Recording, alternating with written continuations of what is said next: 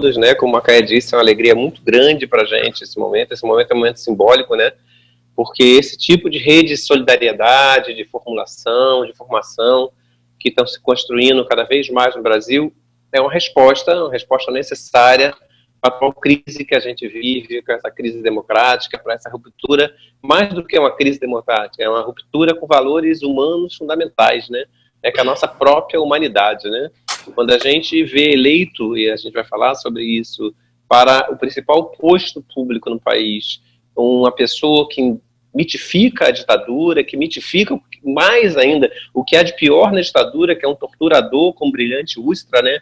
Que é um dos seres mais efetivamente perverso que a gente já teve na nossa história pública. Efetivamente, o momento que a gente vive é muito grave, né? E isso tem dedicado a minha vida, como é que a gente pode cada vez mais buscar caminhos para enfrentar a desigualdade brasileira e para a gente se tornar cada vez mais humano, né? Como o Kleber falou, eu me chamo Jailson Souza Silva, eu sou um ativista desde adolescente, né? Comecei na Igreja Católica, com a Teologia da Libertação, depois fui dirigente do Partido dos Trabalhadores lá no processo de redemocratização na década de 80, né? Sou educador, vai fazer 40 anos já, o Kleber foi meu aluno há muitos anos lá na UF, na Universidade Federal Fluminense, né? Um brilhante aluno, por sinal. E eu fico muito feliz de ele estar trabalhando comigo, como trabalhou comigo quando eu fui secretário de Educação em Nova Iguaçu, onde o Bion mora e onde eu vi tanta gente que faz um trabalho lindo no campo da educação, como o Macaé enfatizou, né? Eu também fui subsecretário estadual dos Direitos Humanos do Estado do Rio de Janeiro, né? 2 vezes, inclusive. Mas, acima de tudo, meu grande orgulho é ter nascido e crescido na favela do Rio de Janeiro e ter me envolvido desde muito tempo na perspectiva de construção do que a gente chama de potência das periferias, né? Eu sou vinculado à Maré há muitos anos, eu não nasci na Maré, eu nasci na favela próxima da Maré, mas morei muitos anos na Maré, há 30 anos eu estou envolvido com a Maré, tem mais de 30 anos, 32 anos, e lá nós criamos uma organização chamada Observatório de Favelas, que é muito parceira estrategicamente da organização chamada Rede de Desenvolvimento da Maré. A gente desenvolveu um conjunto de ações do ponto de vista da educação, da cultura, da comunicação, e nossa grande responsabilidade era a tentativa de construir uma nova representação sobre o espaço popular, que gere novas políticas, né? Eu costumo falar, quase um mantra, o simbólico constitui o real. As políticas públicas que reproduzem a desigualdade no nosso país são frutos de uma determinada forma de representar a sociedade, especialmente a população negra e a população periférica, que contribui para reforçar essa política que gera desigualdade. Então, a gente, no Observatório de Favelas, começou muito cedo a construir uma perspectiva que a gente chama de um contraponto ao que a gente fala de paradigma da ausência, paradigma da carência. Vocês vão ouvir muito sobre isso aqui. Toda a nossa perspectiva é superar uma representação da favela e dos seus sujeitos e dos seus espaços, como a escola pública, por exemplo, sempre centrado na carência, na precariedade, na criminalização, numa perspectiva de radicalização da violência e na ignorância efetiva do que a gente chama de paradigma da potência, da sua força, inventividade, criatividade, capacidade de construir novas formas de convivência e solidariedade. Nessa perspectiva é que a gente construiu o Observatório de Favelas, nessa perspectiva é que a gente progressivamente quis caminhar cada vez mais numa perspectiva mais internacional. É aí que a gente começa a desenhar, em 2014, o que a gente inicialmente chamou de Universidade Internacional das Periferias, e em 2017 vai estar se materializando como Instituto Maria e João Aleixo. Depois vocês podem ver no site do Instituto a história maravilhosa de Maria e João Aleixo, como eles nos inspiram na sua solidariedade humana, na bondade, na generosidade. São 2 pessoas semiletradas, paraibanas, que dedicaram a vida ao coletivo e à construção de sua família. Uma família de 5 filhas e 1 filho, onde todos, por exemplo, chegaram à universidade e todos chegaram efetivamente a construir uma perspectiva progressista, democrática, né? O Instituto foi construído a partir da articulação do Observatório de Favelas, da Rede de Desenvolvimento da Maré e do Instituto Promundo. E temos hoje uma representação aí também da Universidade de Dundee.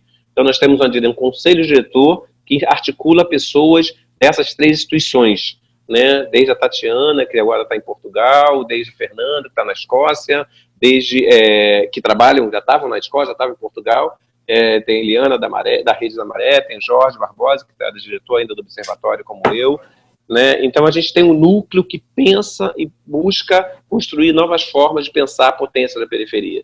Nesse processo, o Instituto Marista Valês criou 2 braços. Um é o que a gente chama Universidade Internacional das Periferias, que a gente quer formar cada vez mais especialistas nesse campo das periferias, não só no Brasil, mas na perspectiva internacional. E a gente trabalha também para cada vez mais produzir novos conceitos, metodologias e formas de pensar a cidade e seus sujeitos. Quer dizer, que a periferia, na nossa compreensão, tem um papel fundamental de reinventar a cidade, de repensar as práticas na cidade e repensar as práticas dos seus sujeitos. Então, construir novas representações, novos conceitos, novas metodologias, novas práticas é o substrato fundamental da Universidade Internacional das Periferias. Só que não bastava esse braço. A gente viu, como Macaé bem descreveu, desde o golpe constitucional contra a presidenta Dilma, que era fundamental que a gente enfrentasse cada vez mais os retrocessos que estavam colocados no campo da democracia. O nosso desafio inicial era pensar um instituto para pensar novas formas de contrapor-se à lógica capitalista e à lógica liberal,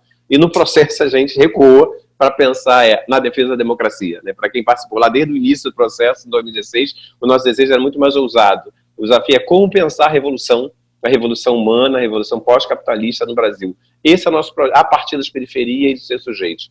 Hoje nós entendemos que a defesa da democracia, e não a democracia qualquer, é uma democracia que a gente vai estar aqui, inclusive, discutindo, vai estar, inclusive, qualificando, que não é a democracia formal, não é a democracia clássica, não é a democracia que foi inventada especialmente pelos homens brancos desse país e dos homens das classes dominantes, mas é uma democracia que efetivamente incorpore muito mais a nossa participação. Então esse é o desafio fundamental. O IPAD tem essa ambição de formar, como a gente fez no campo da comunicação, com fotografia, com vídeo, né? O Bion é testemunha disso, que está aqui, que foi aluno da primeira turma nossa da Escola de Comunicação Crítica, é formar milhares e milhares de pessoas de periferia como liderança, como seres cada vez mais emancipados e buscando caminhos para construir cada vez mais núcleos capilares onde a gente possa desenvolvendo esse processo formativo e essa intervenção que nós estamos trabalhando aqui, e esse é o primeiro encontro, deixando claro, nós queremos formar sujeitos políticos, nós queremos que vocês cada vez mais se constituam nos seus territórios,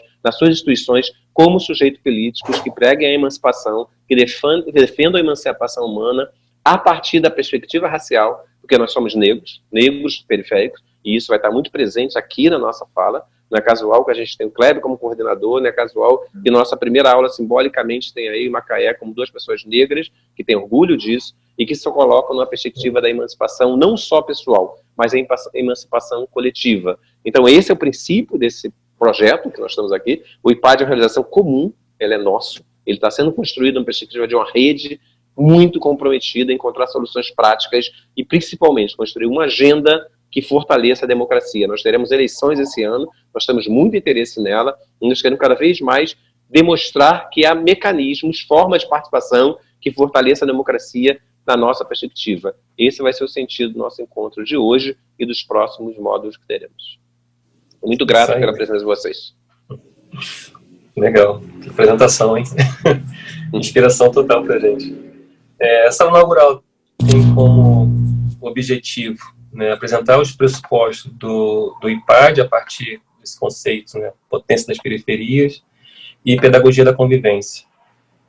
Nós fizemos uma ementa, passamos, né, para a turma com uma referência de leitura importante aqui retomar, que é o texto, né, do Paradigma da Potência e a Pedagogia da Convivência, Fernando Fernandes, como Jesus falou, Jailson e Jorge Barbosa. Um texto de uma entrevista, né, do Krenak, que, né, o Jailson desenvolveu com ele, a potência do sujeito coletivo. E a Macaé também. Também, né? O Macaé também estava na entrevista. Estava, né? Show de bola. E esse texto foi escolhido muito na perspectiva de entender essa trajetória dessas pessoas, né, enquanto sujeitos políticos, como foram se construindo como sujeito político, né? E essa entrevista foi muito boa, bem selecionada. E o livro, né, do Abdias, a gente ficou lá, são mais de 200 páginas, mas é importante, né? É muito importante.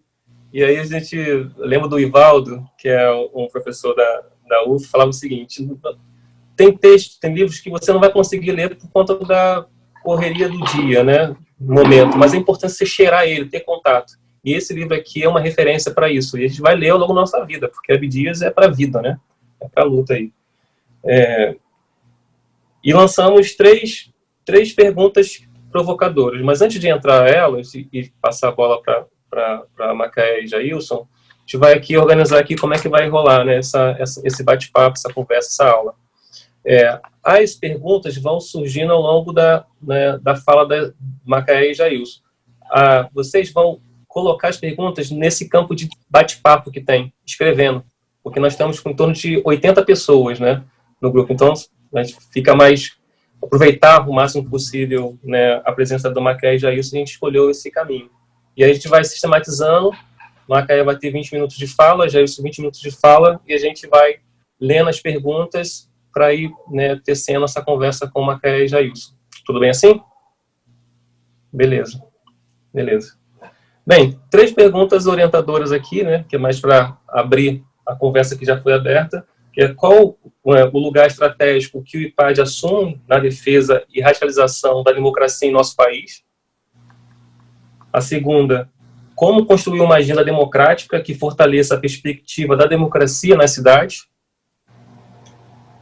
E a terceira, né, essas duas já são, né, já é muita coisa.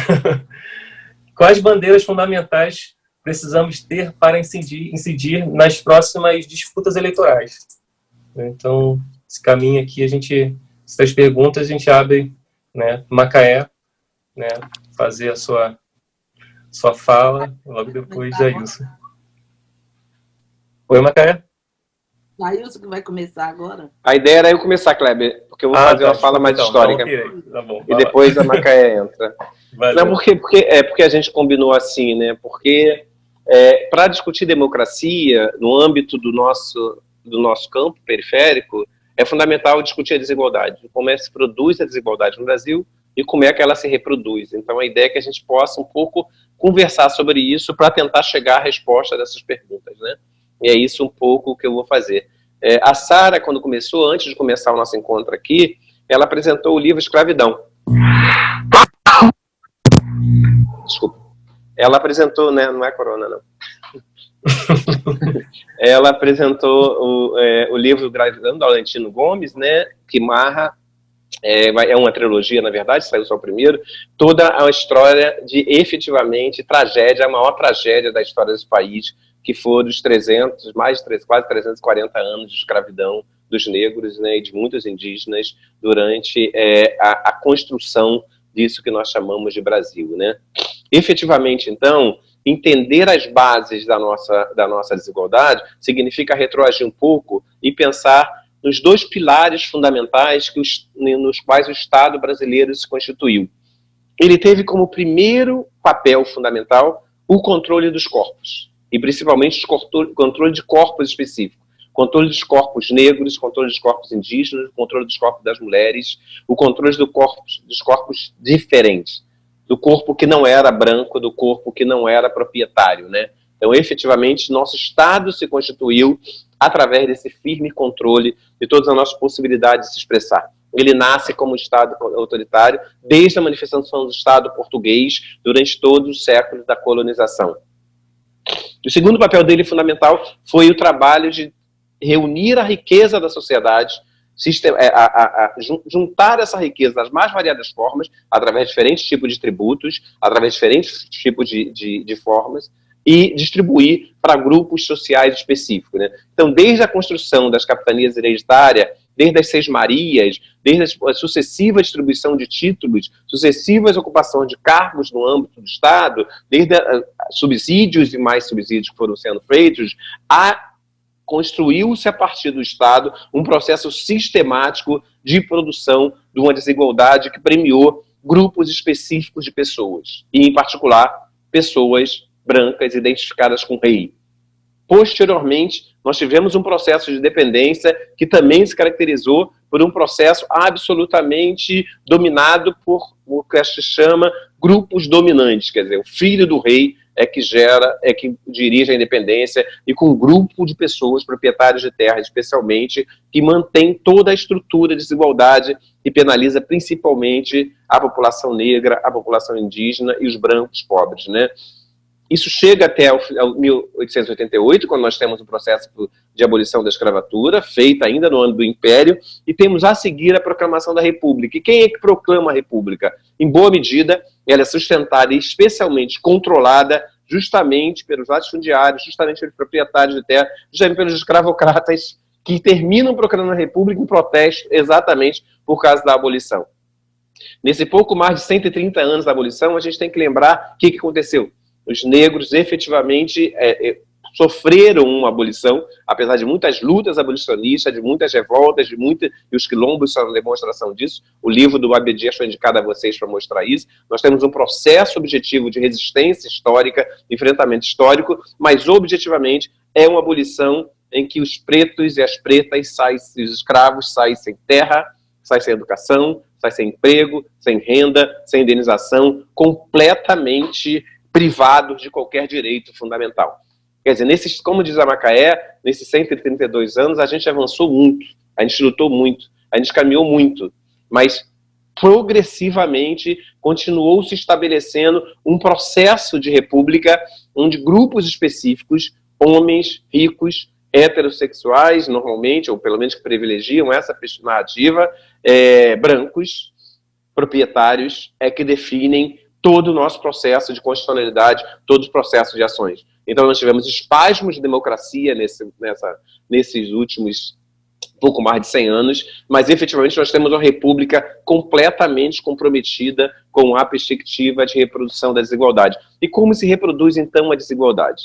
A partir de e eles são elementos fundamentais que vão nortear a pergunta que o Kleber nos traz, né? Como é que nós podemos pensar numa agenda da democracia? Enfrentando os elementos fundamentais que geram essa reprodução da desigualdade a partir da estrutura que vem lá da colônia, com o processo de transferência da riqueza da maioria para uma minoria, né?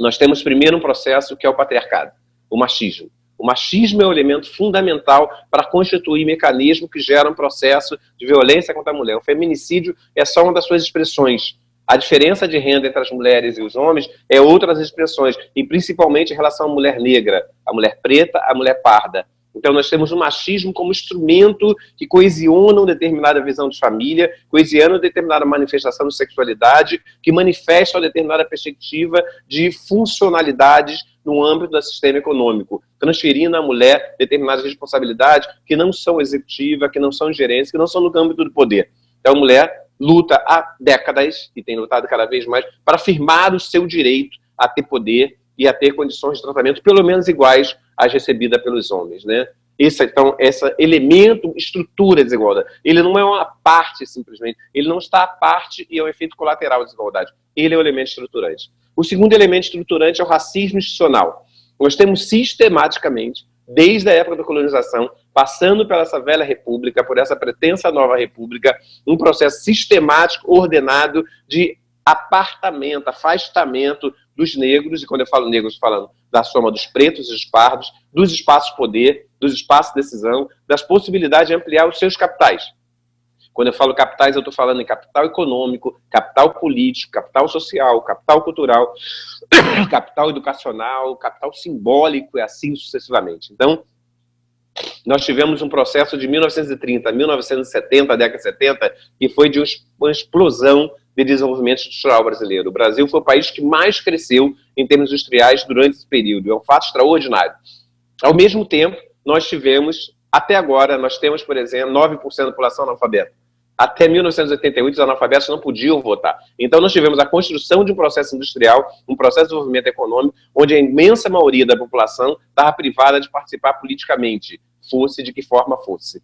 Então, nós construímos um processo sistemático que, através de um racismo institucional, impediu que a população negra tivesse acesso ao conjunto de direitos fundamentais. Esse racismo institucional se representa de todas as formas. Nós prestamos muita atenção, e os meios de comunicação especialmente, atentam muito para o racismo individual. Eu pego muito o exemplo do William Vac, que era um jornalista, que era o âncora do jornal Globo, né, que foi pego no comentário racista. E o que a Globo imediatamente fez? O encapsula, o individualiza, o monstrualiza, o demite e o invisibiliza. Agora ele está na CNN. porque a empresa de jornalismo está crescendo cada vez mais no país. Mas, efetivamente, naquele momento, ele é monstrualizado, mas a Globo, com isso, se livra completamente de qualquer responsabilidade em relação à sua estrutura racista no próprio processo do sistema de produção de notícias, no seu sistema de produção de telenovelas, no seu sistema de produção de espetáculos e sucessivamente. Quer dizer, a Globo não se coloca.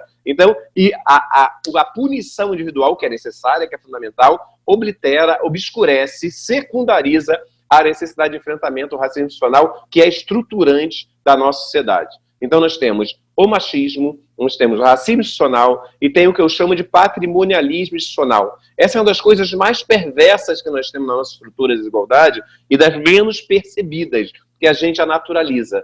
A primeira forma de expressar isso, eu uso um exemplo permanente. Hoje em dia eu moro no Flamengo, que é um bairro, entre aspas, da Baixa Zona Sul, né? É um bairro que fica na periferia da Zona Sul, a área mais rica do Rio de Janeiro. Mas outro dia, no verão agora, eu estava na Maré, no Parque União. O termômetro estava marcando no meu carro 46 graus.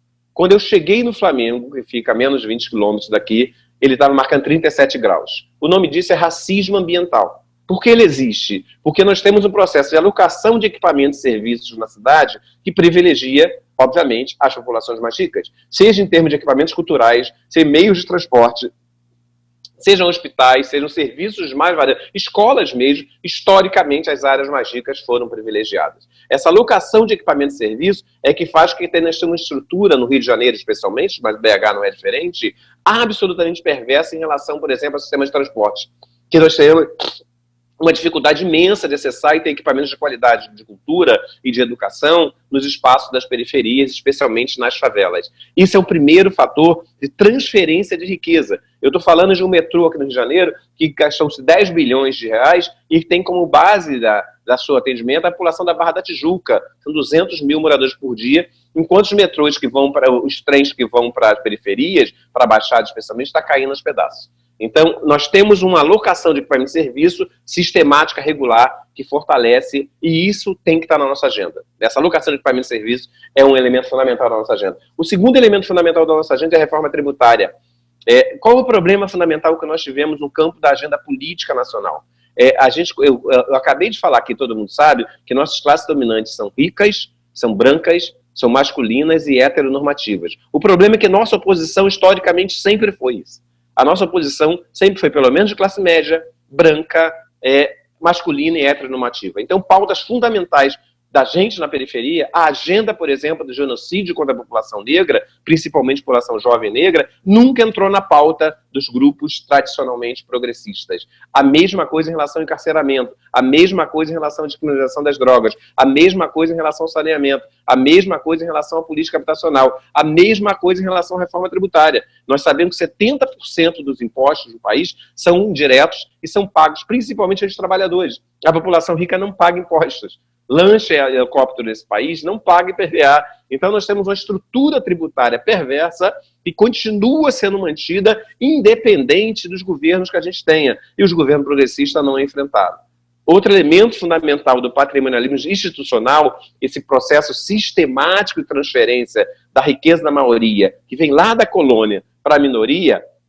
Eu já falei da alocação de equipamentos e serviços, estou falando da reforma tributária e é a política de juros. A política de juros nossa, historicamente, é uma das mais perversas do mundo, porque ela tem como grande... Na reforma tributária, é bom saber que só o Brasil e a Estônia não cobram, por exemplo, imposto de renda sobre dividendos e lucros. Então, nós temos uma política tributária que não penaliza efetivamente os mais ricos, mas penaliza os mais pobres, principalmente com os impostos indiretos.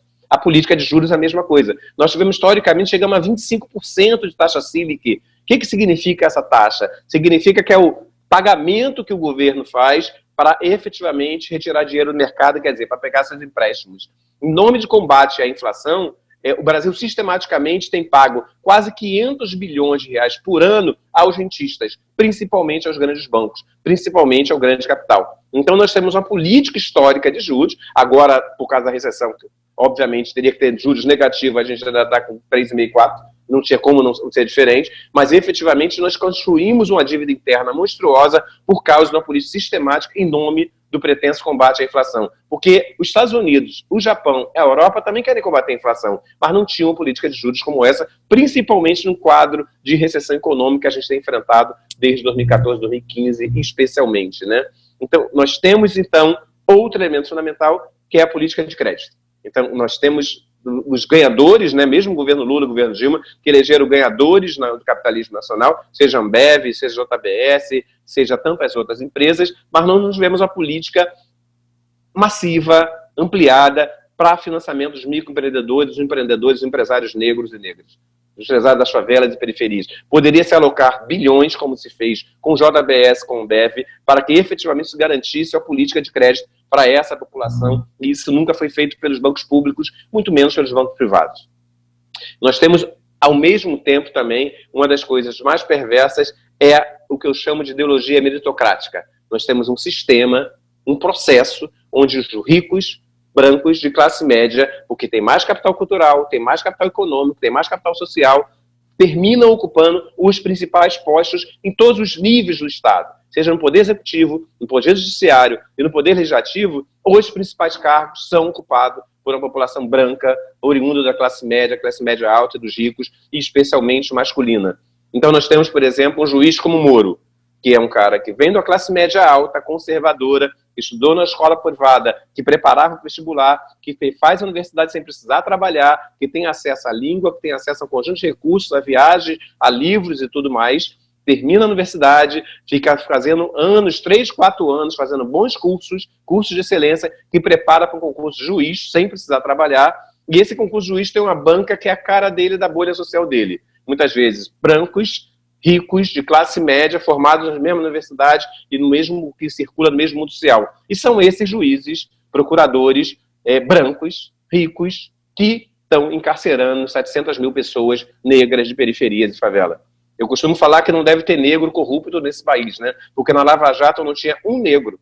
Nós não temos um negro como acusado, não temos um negro como procurador, não temos um negro como juiz. Quer dizer, objetivamente, a Lava Jato só é demonstração de como o trabalho fundamental do Estado é reprimir os crimes de paisagem, os crimes de quem está na periferia, os crimes de quem está na ponta, digamos assim. E deixa completamente fora do cenário essa perspectiva desses criminosos, historicamente, de colarinho branco, e mais que isso, né? Toda a estrutura de poder viciada e que se reproduz a partir, utilizando o próprio mecanismo do Estado. Então, o que eu estou te dizendo? Se a gente para construir o IPAD na perspectiva de uma revolução democrática, nós precisamos construir uma agenda democrática. E essa agenda só pode ser construída efetivamente por pessoas da periferia. A solução para nossas questões não vai vir dos setores tradicionais, não vai vir dos partidos tradicionais. Nosso desafio fundamental é dialogar com os partidos, é dialogar efetivamente com os grupos sociais mais ricos, progressistas, mas deixar claro que nós queremos e vamos construir uma agenda com eles, mas não orientada por eles. Nós precisamos ter a nossa agenda. Nós precisamos, nessa eleição para municipal, eleger candidatos negros. Eu estava numa live da Fundação João Mangabeira, do PSB, semana passada, e eu estava perguntando a ele quantos candidatos negros nós teremos a prefeito nas grandes capitais. Nenhum partido. Até agora nós não temos nenhum candidato negro, efetivamente, com possibilidade de vitórias atuando nas grandes capitais. Existiu muita mobilização do movimento negro para pressionar os partidos democráticos, progressistas, a indicarem candidatos e candidaturas negras, e o primeiro argumento era de que isso era efetivamente uma questão da democracia partidária.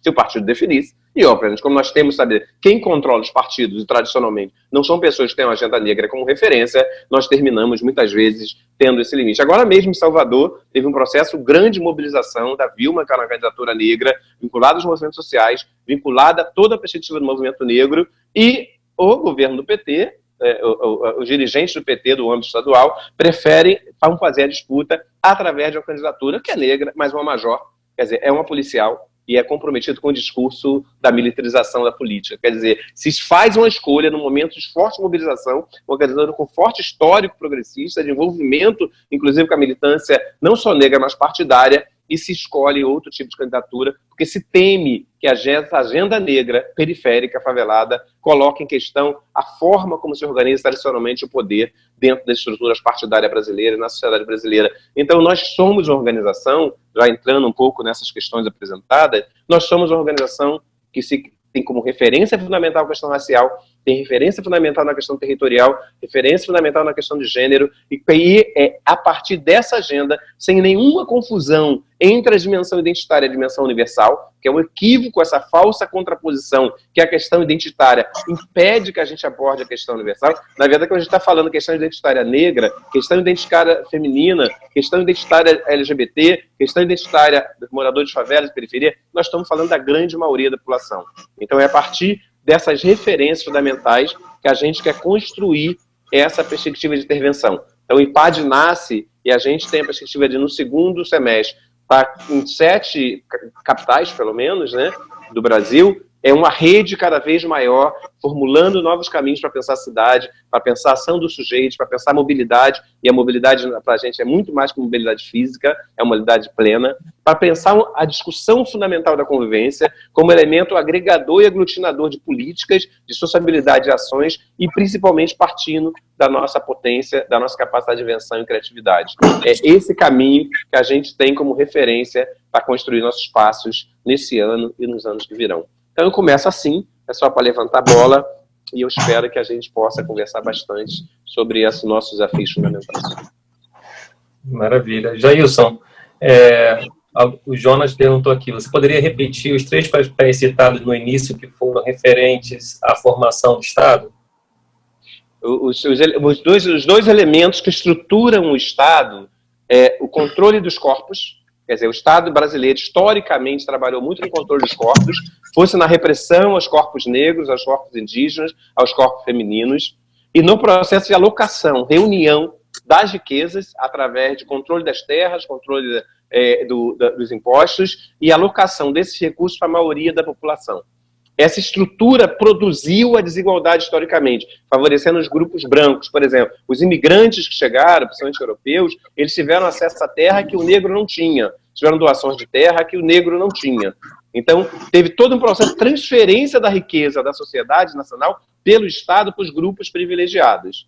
A partir daí, se estruturou a reprodução da desigualdade, que também tem 3 elementos centrais, que é o machismo, que se manifesta materialmente. Os homens têm mais oportunidades, os homens têm mais chance de acesso ao poder, chance de acesso a cargos de chefia, chance a cargos executivos, mesmo tendo menos competência, inclusive, que as mulheres. As mulheres continuam tendo a dupla jornada de trabalho, que muitas vezes dificulta a sua emancipação. As mulheres continuam sendo massacradas, vítimas de machismo, faz com que o homem ache que é seu proprietário.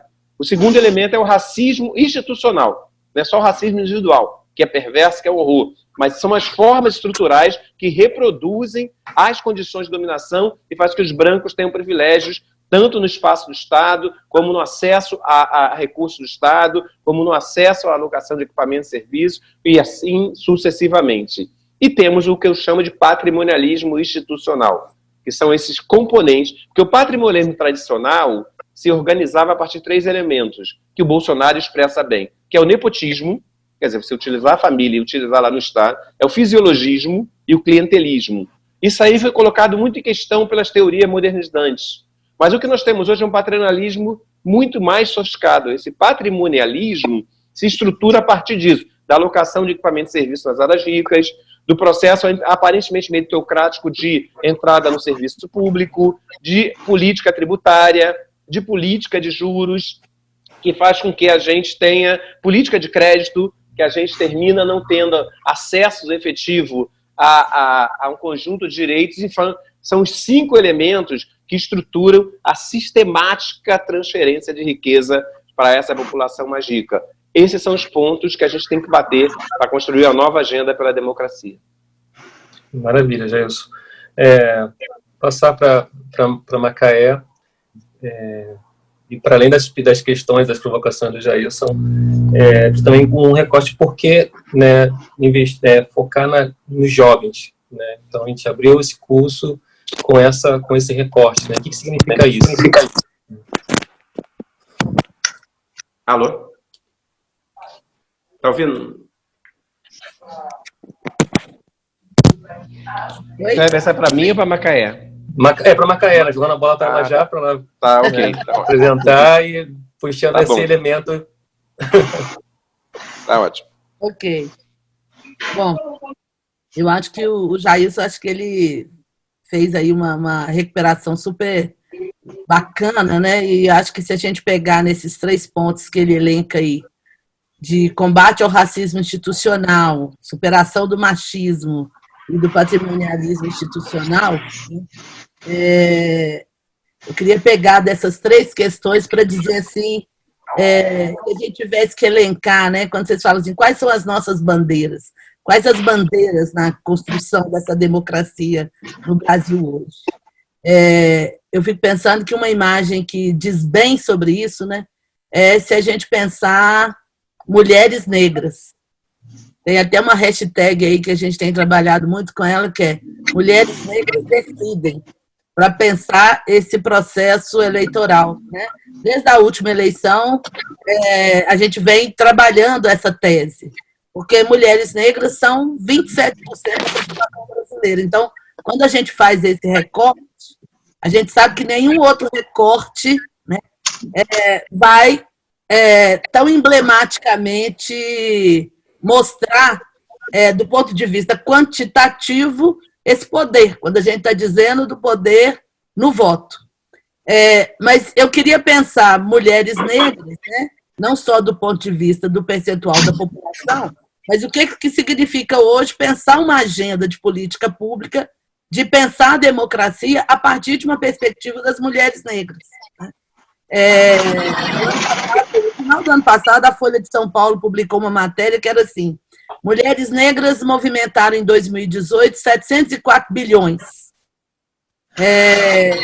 E a matéria ela continuava discutindo, né, que isso significou em 2018 16% do PIB. E para chamar a atenção de que a mídia, né, o mercado não prestava atenção nessas mesmas mulheres, que era preciso pensar nessas mulheres como consumidoras e, portanto, era preciso que as propagandas, né, se preocupassem, o mercado se preocupasse em fazer propagandas dialogando com as mulheres negras. Bom, o que a matéria da Folha não falava, né, é que se nós somos 27% da população, a gente deveria, no mínimo, questionar por que a gente só movimentou 16% do PIB. Que se parece alto esse montante, quando a gente pensa o percentual de mulheres negras da população brasileira, na verdade, a gente vai ver que esse percentual ele é um percentual pequeno. E aí vem algumas questões para a gente pensar, né? Mulheres negras, nós somos sobre-representadas, ou seja, nós estamos num percentual muito maior quando a gente quer falar das trabalhadoras domésticas, né? Se a gente estiver discutindo o trabalho doméstico, nós vamos ter uma alta presença de mulheres negras. Nenhum problema com a presença de mulheres negras no trabalho doméstico. A questão é que as trabalhadoras domésticas, só em 2015, né, elas conseguiram incorporar todos os benefícios dos outros trabalhadores que estavam presentes na CLT desde a década de 40.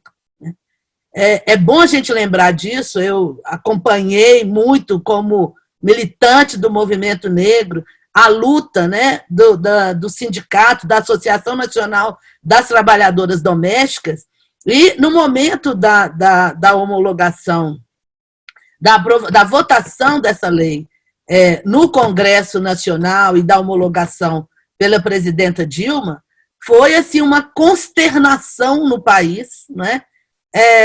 Porque era uma ideia de que quase que a gente estava assim, o mundo ia acabar porque trabalhadoras domésticas iam ter os mesmos direitos que qualquer trabalhadora.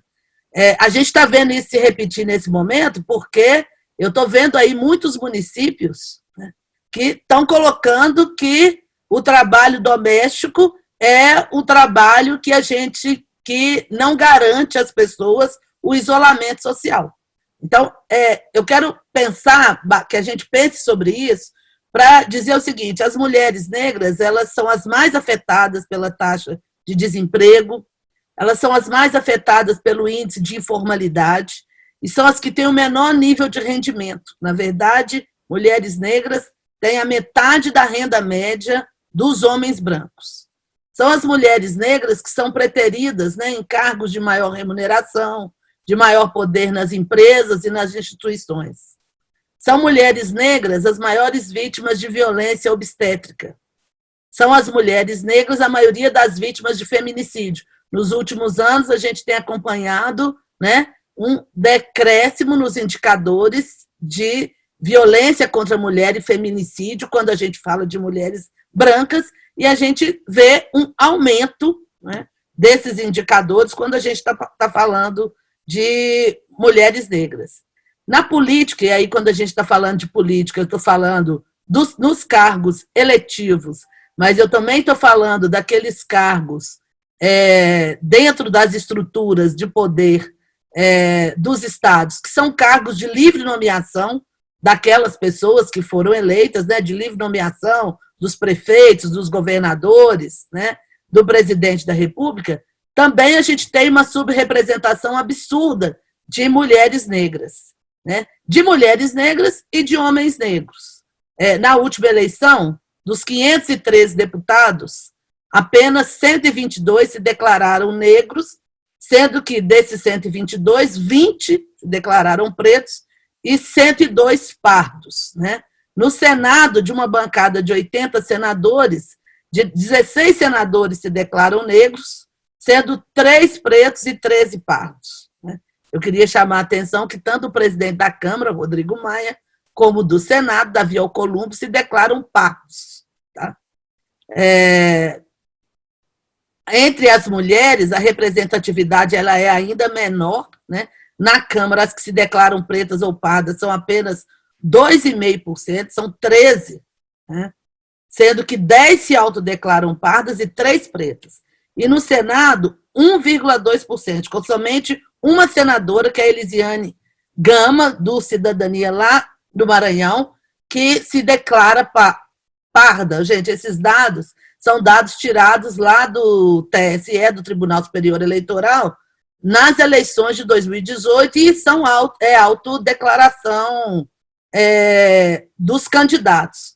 Além, né, dessa questão dos que foram eleitos, após eleitos, né, nos postos de liderança dentro da Câmara Federal, dentre 30 postos de líderes, há apenas 4 autodeclarados pardos. Nenhum se diz preto, e são todos homens, né? No Senado, dentre 22 posições, tem 6 líderes, 2 se declaram pretos e 4 pardos. Eu falo dessa questão das mulheres negras, e aí nós estamos fazendo o debate, né, das periferias. Eu falo assim, porque quando a gente pensa na população brasileira, isso tem um peso não só do percentual da presença na população, mas o que eu vou dizer sobre mulheres negras, a gente pode fazer essa leitura em relação à população periférica, né, gente? As pessoas pobres, as pessoas que vivem abaixo da linha da pobreza, a população LGBT e quem mais, né? E tem uma série de questões que vão sendo colocadas para que a gente não participe, ou seja, para que a gente não se apresente na esfera política. Eu costumo brincar o seguinte: nós fazemos muita política, porque se a gente não fizesse política, a gente nem sobreviveria. Falo, mulher negra, a gente faz política da hora que a gente acorda até a hora que a gente deita, porque nas nossas comunidades a gente tem que fazer um corre violento para a gente conseguir administrar e seguir a vida, né? Seguir a vida, tocar a vida das nossas famílias. Mas tem toda uma construção e uma representação sobre nós que acho que a gente precisa desconstruir, né? Primeiro, que a gente não vota na gente mesmo, né? Mulheres negras não votam em mulheres negras. A gente escuta também, mulher não vota em mulher, pobre não vota em pobre, pobre prefere votar em rico, né? Tem pouca mulher negra porque elas não se candidatam. Os pobres não se candidatam, né? Não tem mulher trans porque as mulheres trans não se candidatam, né? mulheres negras não têm formação para ocupar cargos de poder. A gente escuta isso direto, né? Eu não tenho mais pessoas da periferia na minha empresa, né? Porque elas não têm formação para ocupar os cargos. É inacreditável. Quando eu me tornei secretária de Educação em Belo Horizonte, eu ouvi, né, coisas do tipo, não, só tem a Macaé de mulher negra porque não tem outras mulheres negras com essa formação aqui em BH. Bom, tem várias, né, gente? Eu tenho várias colegas, companheiras de trabalho negras com formação, com mestrado, com doutorado, e muitas vezes, antes de eu me tornar secretária de Educação, nenhuma ocupava nem cargos de gerências. Isso foi tão evidente que, uma vez, uma pessoa chegou para mim na secretaria e disse assim, nossa, Macaé, você trouxe todos os seus parentes para a Secretaria de Educação, porque passou a ter outras pessoas negras em cargos de gerência de educação, gerentes de educação nas regionais, e supostamente, como eram pessoas negras, só podia ser meus parentes, né? Porque as pessoas medem com a mesma medida, né? Com a mesma medida que está colocada aí do que o Jailson falou aí, do clientelismo, né? Do presente do patrimonialismo institucional. E uma outra questão que é muito comum também, né, é dizer assim, mas se a gente votar numa mulher negra, se votar numa mulher indígena, né, se votar num favelado, ele só vai defender a pauta dos favelados. Eu acho que a gente precisa pensar sobre essas questões, né, muito fortemente, e um debate sobre democracia, e a gente pensar a democracia no nosso país, necessariamente passa por a gente refletir sobre esses sujeitos, e aí eu elegi aqui mulheres negras, né? Esses sujeitos que não são sujeitos individuais, mas mulheres negras como sujeitos coletivos, como mulheres que estão fazendo a luta e estão questionando uma série de estruturas que estão colocadas nesse nosso país, para a gente pensar uma pauta e uma agenda que nos reconheça, né, nesse conceito de república. A grande questão da construção da República Brasileira é que ela se fez ignorando a própria ideia de república. É uma república que se fez sem a participação da maioria da população. Uma república que, a priori, né, ela excluiu, né, e ela elegeu para quem se destinaria esse Estado. Eu acho que essa é uma questão, são questões assim para a gente pensar, e nesse momento que a gente está vivendo da pandemia, eu acho que elas se tornam mais importantes, né? Por quê? Porque também a gente não pode fechar os olhos sobre o impacto que essa pandemia vai ter dentro das nossas comunidades. Se a gente pegar dados do que a gente já tem, por exemplo, nos Estados Unidos, nós estamos vendo que nos estados, né, na Louisiana, no Alabama, em Chicago, é a população negra, são os afro-americanos, a maioria dos que estão morrendo, não é, gente? Dos que estão morrendo por efeitos do Covid. No caso do Brasil, os dados por raça começaram a ser publicados em 10 de abril, e aí em 10 de abril a gente sabia que 23,1% das pessoas internadas por síndrome respiratória aguda grave, eram pessoas negras. Mas, naquele momento, 32,8% dos óbitos já eram de pessoas negras. Está muito difícil essa questão dos dados no país, a gente está tendo acesso aos dados com um atraso gigantesco, a gente nem sabe se, de fato, né, nós vamos ter acesso a todos esses dados. Hoje eu assistia uma live, uma reunião da APOIME, que é a da articulação das populações indígenas, discutindo a questão da pandemia no Nordeste e no Sudeste, e uma das grandes questões que eles têm falado é da desassistência por parte do Estado e da inexistência, né, gente, da possibilidade de fazer exames e do total desamparo que essas comunidades estão. Então, eu penso que pensar uma bandeira, pensar uma agenda, né, para a democracia no nosso país hoje, ele passa por ações que elas são não só emergenciais, mas ações emergenciais que também nos fazem pensar qual é o conceito e qual é o desenho, né, gente? Qual é o projeto de sociedade que nós temos para o nosso país. A gente precisa pensar, né, por que até então, né, a gente tem grupos que não consideram se o isolamento é a única alternativa que nos resta, se não tem vacina, se não tem medicação, por que até hoje o isolamento ele não foi garantido como direito? Porque nas nossas comunidades de periferia, a gente sabe que tem muito pouco ou não está existindo isolamento. E não é porque as pessoas, né, gente, são tolas, não estão entendendo o que está acontecendo. É porque não é possível, a pessoa não tem garantia do direito à sua vida, à sua existência. Né? Ela não tem uma renda, ela não tem alimentação, ela não tem condição digna de moradia. Então, eu penso que uma questão que está posta, né, para todos nós é possível a gente pensar uma democracia, a participação popular, né, com base numa bandeira que seja da dignidade humana, e é possível a gente transformar esse conceito de dignidade humana em indicadores políticos. Né? Eu falava de algumas questões emergenciais, eu queria lembrar aqui de algumas coisas. Por exemplo, o acolhimento imediato da população em condição de rua. Como acolher imediatamente as pessoas que estão na rua? Como que a gente garante que os laboratórios nos deem direito, né?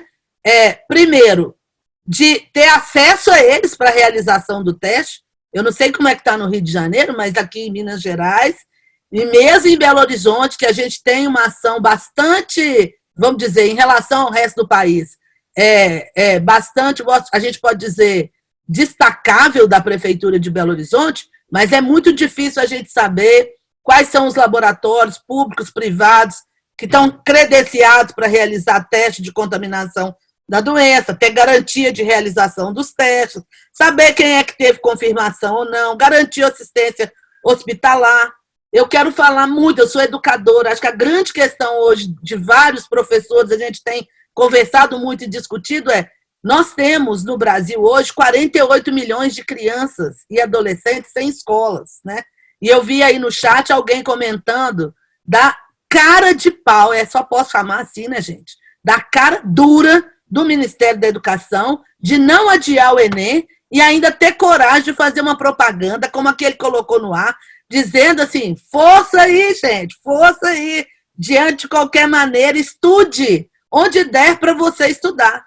Né? Então, assim, é um total desrespeito e, na verdade, um escárnio, porque o que nós estamos vendo, o que está evidente nesse governo fascista que todos os dias ele acentua, ele dá um passo, né, à frente na desconstrução da democracia no nosso país, é a total, eu vou dizer aqui, necropolítica, mas é uma perspectiva de eliminar, né, gente, de eliminar da cena pública todos aqueles, né, que pensam diferentes dele, mas mais do que isso, todos aqueles que não foram pensados naquela república lá do final, lá do início do século XX. Porque uma característica na nossa história, né, e o Jailson, logo no início da fala dele, ele falava assim, a nossa retomada democrática, né, ela se fez por um arranjo por cima, e tem um político, eu não vou lembrar aqui, eu acho até que é mineiro, eu não sei se foi o Antônio Carlos, que falava assim, façamos a revolução antes que o povo a faça, né? É porque é incrível, as pessoas querem impor um regime autoritário e dizem que estão fazendo uma revolução. Né? E, na verdade, vão cada vez mais avançando. Se a gente pensa do ponto de vista da educação, essa resposta que está sendo dada por esse governo do Enem é uma resposta à nossa agenda, né, gente, efetiva de garantir cotas nas universidades para estudantes negros, indígenas, para estudantes das escolas públicas. Uma questão que eles nunca engoliram, assim como nunca engoliram direitos trabalhistas para as empregadas domésticas. Então, na sequência, o que a gente tomou? A gente tomou a reforma da Previdência, o congelamento de todos os investimentos para a educação, para a saúde, para a assistência social, para os próximos 20 anos. Então, eu fico pensando assim, o que a gente vai... O que o IPAD, né? Como é que o IPAD entra nessa correlação? Eu acho que, primeiro, eu acho que pensando 3 questões que para nós são muito importantes. Né? O Jailson falava do controle dos corpos. Então, uma agenda democrática nossa hoje, ele passa pelo nosso corpo, ele passa pelo nosso reconhecimento, ele passa pela nossa presença física nesses espaços, ocupando esses espaços. Né?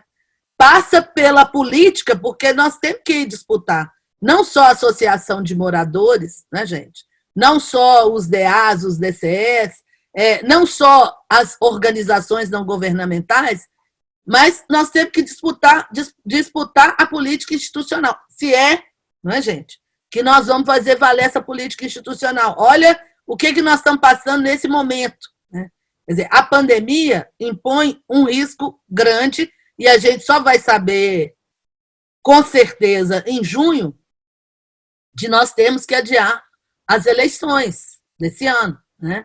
O TSE e o Barroso, que ainda não assumiu, vai assumir, ele diz, bom, adiamento só se for por 1 mês, porque é preciso garantir o processo eleitoral. Ele sabe o risco que nós corremos, né? Mas é bom a gente lembrar que nós temos no Congresso Nacional uma série de projetos de lei, inclusive que jogam todas as eleições, unificam as eleições municipais com as próximas eleições para presidente e para o Congresso Nacional, o que significaria que cada pessoa ia ter que votar, né, gente? Se a gente pensasse essa unificação, seria votar a pessoa teria que fazer 7 escolhas na urna. E isso é só para a gente ver o caldeirão onde é que nós estamos nesse debate da política institucional. E uma outra questão que sempre querem nos tirar, né? Que esse modelo de Estado, eu vou dizer assim, essa racionalidade branca quer nos tirar, que é a emoção. Né? A gente começou o nosso encontro hoje com a Jane falando, né, da tristeza, com o que ela está vivendo lá. Sara. Oi? Sara. É Sara, é porque ela tem um sobrenome que parece, acho, Jane, aqui, eu lembrei disso. Alguma coisa. A Sara falando da tristeza lá em Manaus. Quer dizer, não é possível, desculpa aí, Sara Ponce, um sobrenome diferente.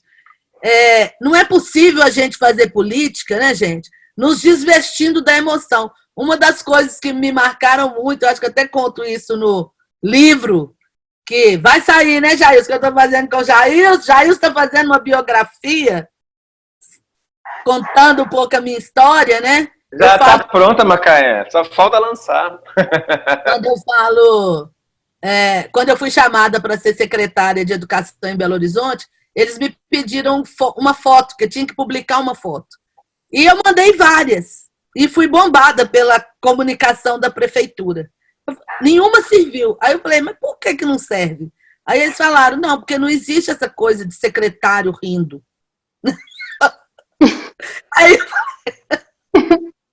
Aí a primeira coisa, meu primeiro aprendizado, né, gente, é que nessa lógica dessa racionalidade patrimonialista, machista, racista, né, nós temos que produzir uma distância tão grande das pessoas, e principalmente da nossa cultura, do nosso jeito de ser, que um secretário ele não pode rir. Por quê? Porque rir é uma coisa típica, né, gente, de pessoas como nós, como eu, né, que fica rindo.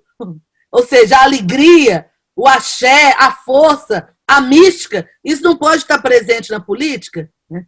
Eu defendo que sim, porque eu defendo um outro tipo de Estado, que a gente possa estar com a nossa inteireza. Né? Então, democracia, para mim, também passa por dar conta de construir uma nova narrativa na política, né, gente? uma nova narrativa nas instituições, que a gente possa estar presente na nossa inteireza, com o nosso jeito de ser, que é de cuidar, que é do cuidado, que é da solidariedade, que é ser fraterno, né? Que é não só se preocupar, mas é se ocupar. Né? Quer dizer, nesse momento, está todo mundo nas nossas comunidades, né, gente? Solidariamente pensando alternativas, pensando formas. Como é que nós vamos garantir que a maioria das nossas famílias, nas periferias, nas vilas, mulheres, eu falo assim, gente, nas periferias, nas vilas, nos subúrbios, como vocês têm aí no Rio de Janeiro, nas comunidades, eu vou falar, as professoras, né? Uma professora do nosso país ganha hoje, gente, R$2.000. Mas, o que está acontecendo aqui no nosso estado de Minas Gerais e em muitos municípios? Elas estão todas sendo, porque o número de contratos era infinito, uma parcela pequena é concursada, elas estão sendo demitidas. Então, nós temos milhares de mulheres no nosso país hoje que são chefes de família e que estão sem a grana para garantir comida na mesa, assim, sabe? Hoje, amanhã, depois. A gente não está pensando num projeto de longo prazo. A gente precisa de democracia na nossa mesa hoje, né? Então, eu acho que a emergência, né, do IPAD, a força, é a gente poder construir uma rede potente de pessoas que estão pensando as cidades, né? Inclusive questionando se esse desenho de cidade que a gente tem, se é isso mesmo, né? Mas estão pensando as relações, estão pensando política a partir de um paradigma da dignidade, que é preciso, que os direitos eles são indissociáveis, né? O meu direito ao isolamento está ligado ao meu direito à educação, ao direito à moradia, até água.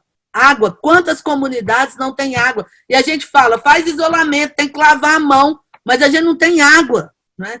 Então, eu acho que essas questões elas são muito importantes. E assim, o que me mobiliza a essa construção do IPAD é a gente poder se conectar. E por que a juventude, Kleber? Por que a juventude? Né? Porque nós estamos com muita força, com muita energia, mas vocês, né, vamos dizer assim, vocês, as novas gerações, que não viveram, muitos de vocês não viveram o que foi a ditadura militar, não tem ideia do que foi esse período, né? Precisam se aproximar desse debate. Muita gente acha que discutir democracia, discutir política, é uma coisa etérea, que está longe, que está fora das nossas vidas. Sem política, gente, sem política pública, sem pensar o orçamento público, o recurso do Estado, para onde que ele vai? Ele vai financiar banco ou ele vai financiar escola? Ele vai financiar... Veja bem, o debate sobre a renda é emergencial, né? A remuneração emergencial. O presidente queria fazer uma renda emergencial de R$200. Foi a oposição, os partidos de esquerda, né, que são pequenos, veja bem, são poucos, a gente precisa valorizar lá os nossos representantes na Câmara e no Congresso, eles são poucos, mas estão fazendo um barulho grande, que conseguiram reverter e fazer com que a renda emergencial fosse R$600. Olha o que aconteceu. A Caixa pagou a primeira parcela, muita gente não recebeu ainda, porque criaram uma burocracia de ter o CPF regularizado, sendo que não precisa disso. Desde o Bolsa Família, a Caixa criou um outro registro, que é o NIS, que as pessoas podem sim, a partir do NIS, é possível ter o controle de quem são as pessoas que estão recebendo. O CPF, gente, é para dar com a mão e tirar com a outra, é isso que eles estão fazendo. E a segunda parcela, que já era para ter começado a ser paga, ainda não está sendo paga, né? Então, assim, é um absurdo, é uma covardia sem fim, sem tamanho. E a gente precisa ficar indignado, mas a gente não pode ficar com essa indignação para dentro da nossa garganta, para dentro do nosso peito.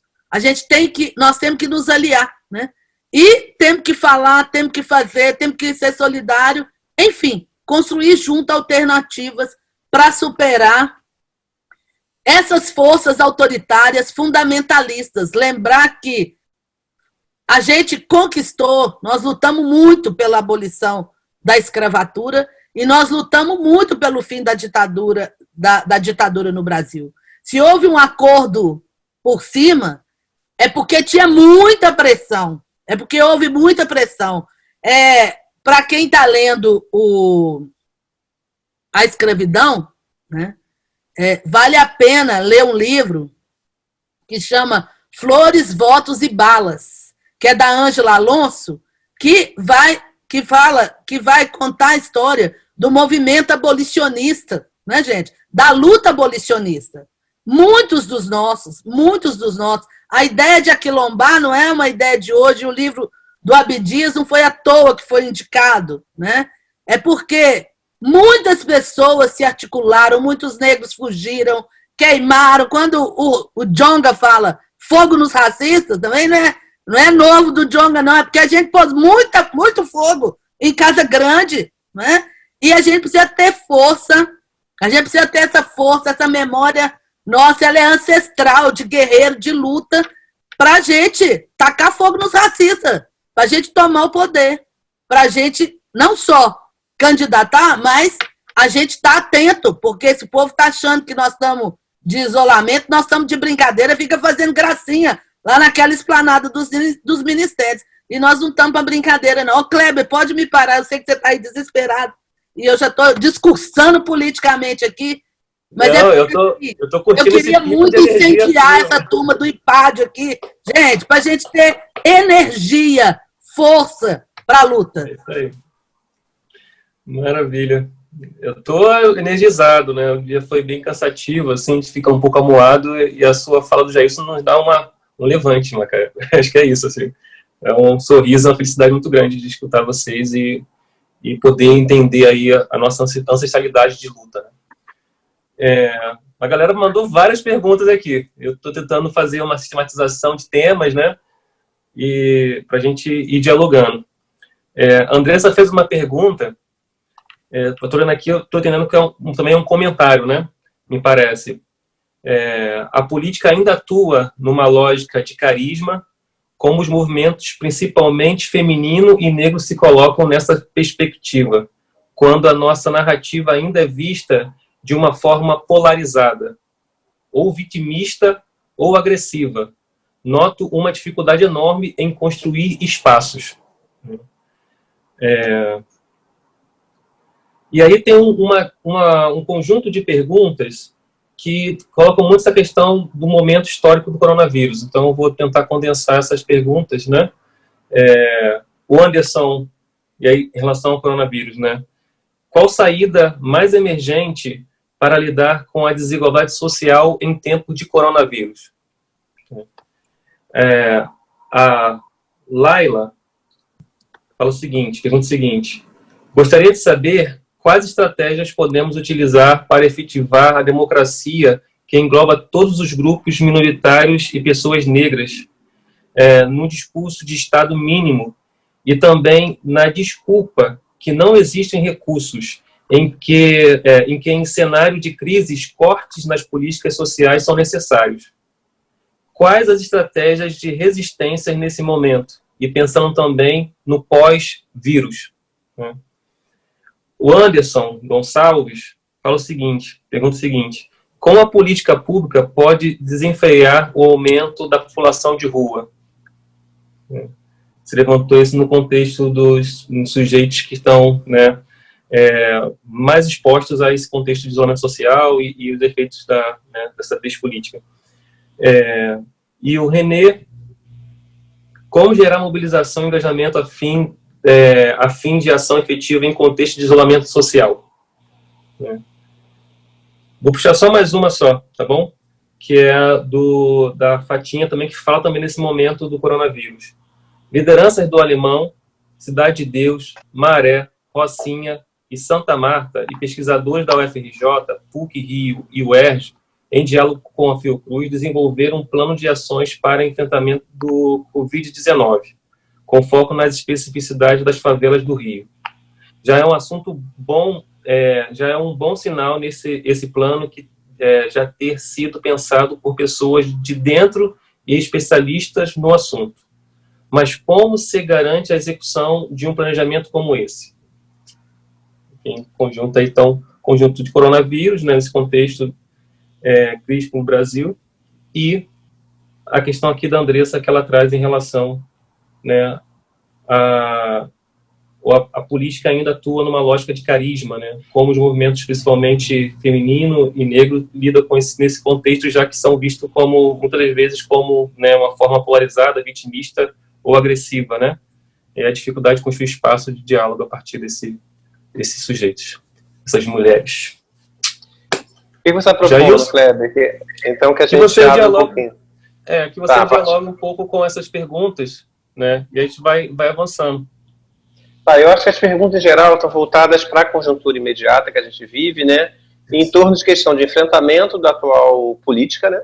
Do atual governo pró-fascista que a gente tem, em termos de mobilizações possíveis, né? Em termos de uma agenda mais permanente, mais de longo prazo para a democracia. Então são questões que atravessam, né? O vídeo do Jair está aparecendo aí para vocês? Para mim não está, não. Eu tenho que ligar aqui. Desculpa, eu estava desligado. Aí. Tá. Então, eu acho que são essas três questões que se articulam. As questões como é que a gente se faz protagonista nesse processo, na situação de necessidade de mobilização, de ações emergenciais.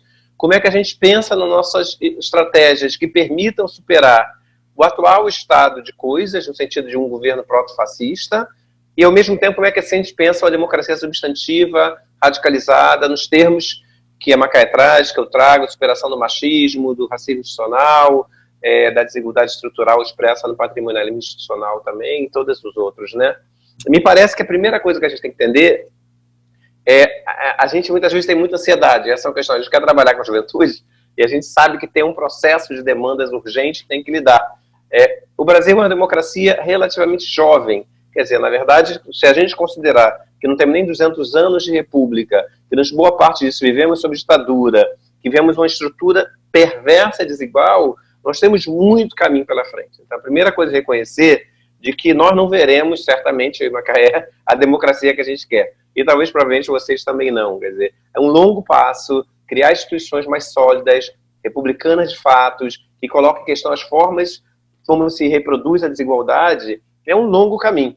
O nosso papel fundamental é como é que a gente vai criando as condições para ter cada vez mais protagonismo nesse passo. Então, o desafio da gente aqui é se pensar como uma instância da sociedade, que é uma instância da sociedade civil, que propõe estratégias, metodologias, caminhos de formação de uma imensa rede difusa de milhões de pessoas que lutam pela dignidade humana. Isso tem que estar colocado. Então, não dá para a gente ser ansioso nessa perspectiva. Nós sabemos que é um longo passo para consolidar ou para construir a democracia que a gente acredita.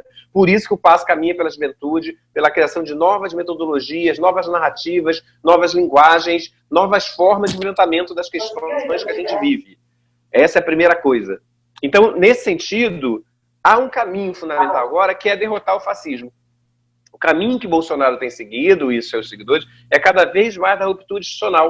Já houve uma ruptura constitucional, uma ruptura com um golpe em cima da Dilma, e a perspectiva do grupo do Bolsonaro é uma ruptura constitucional que passa pela decretação de um autogolpe, né? Muito parecido com o que Fujimori fez em 1992 no Peru.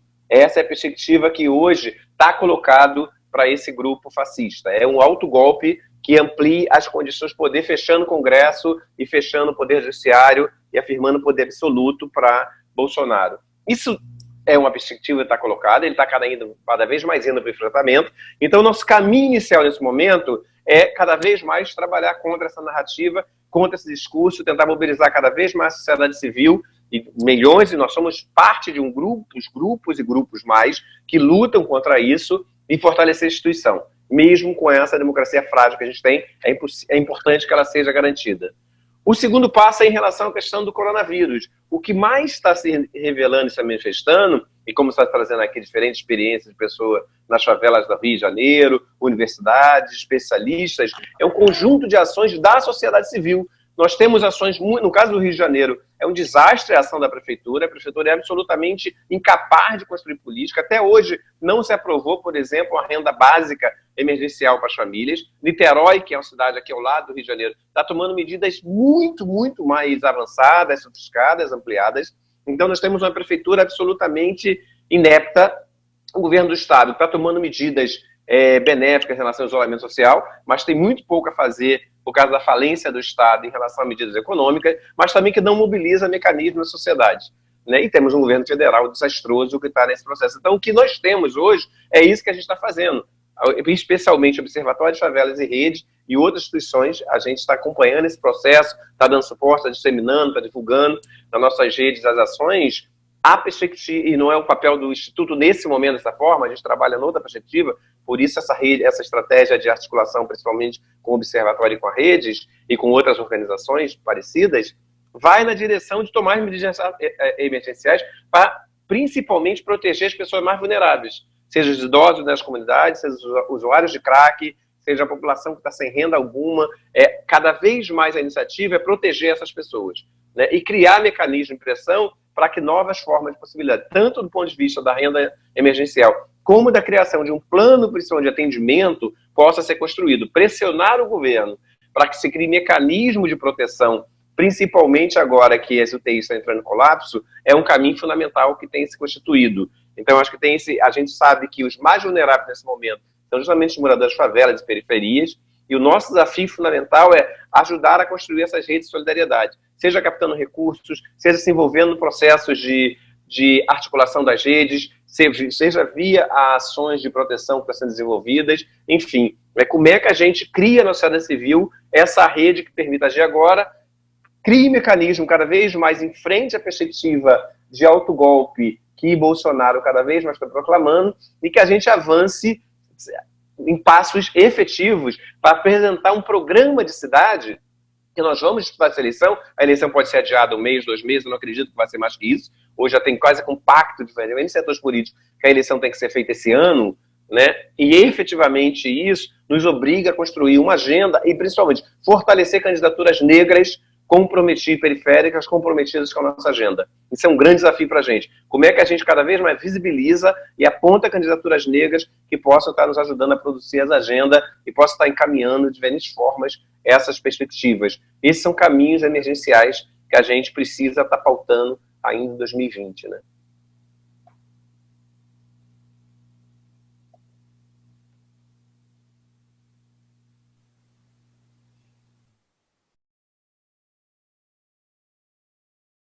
Oi? Oi, Macaé, você quer dialogar com essas perguntas? Muitas surgiram mesmo na sua fala, né? Quando você vai falando no finalzinho, ela começou a falar muito desse lugar do coronavírus e pensar na política, né?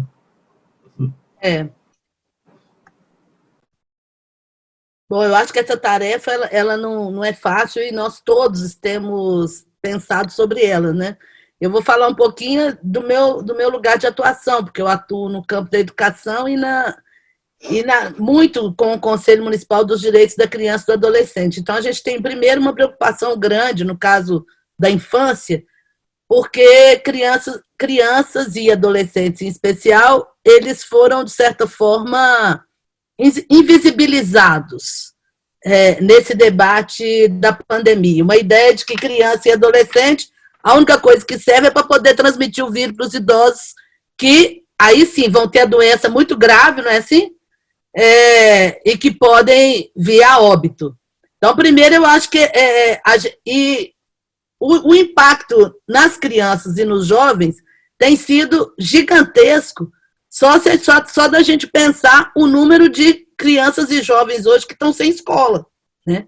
Eu dei o número no início, são 48 milhões de crianças e jovens sem escola no país há mais de um mês, né? E a gente não sabe se a gente consegue retomar as atividades.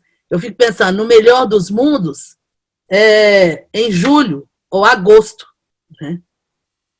A gente sabe que associada a isso tem uma questão, primeiro, muito, muito séria, porque muitas das famílias elas não estão preparadas para ter crianças e jovens o dia todo em casa, né? Muitas mulheres estão trabalhando, eu vou voltar aqui porque não tem condição, não tem o direito social ao isolamento, e nesse caso a gente cresce, né, o número de crianças e adolescentes em situação de trabalho infantil, em situação de rua, vítimas de exploração sexual. Então, essa agenda toda, que é uma agenda que o Estado tenta, de certa forma, tornar invisível, a gente precisa falar, trazer à tona. Então, a tarefa, eu tenho atuado muito aqui em Minas, junto com o Conselho Municipal dos Direitos da Criança e do Adolescente, para a gente pensar algumas diretrizes para como é que a gente alcança essas crianças.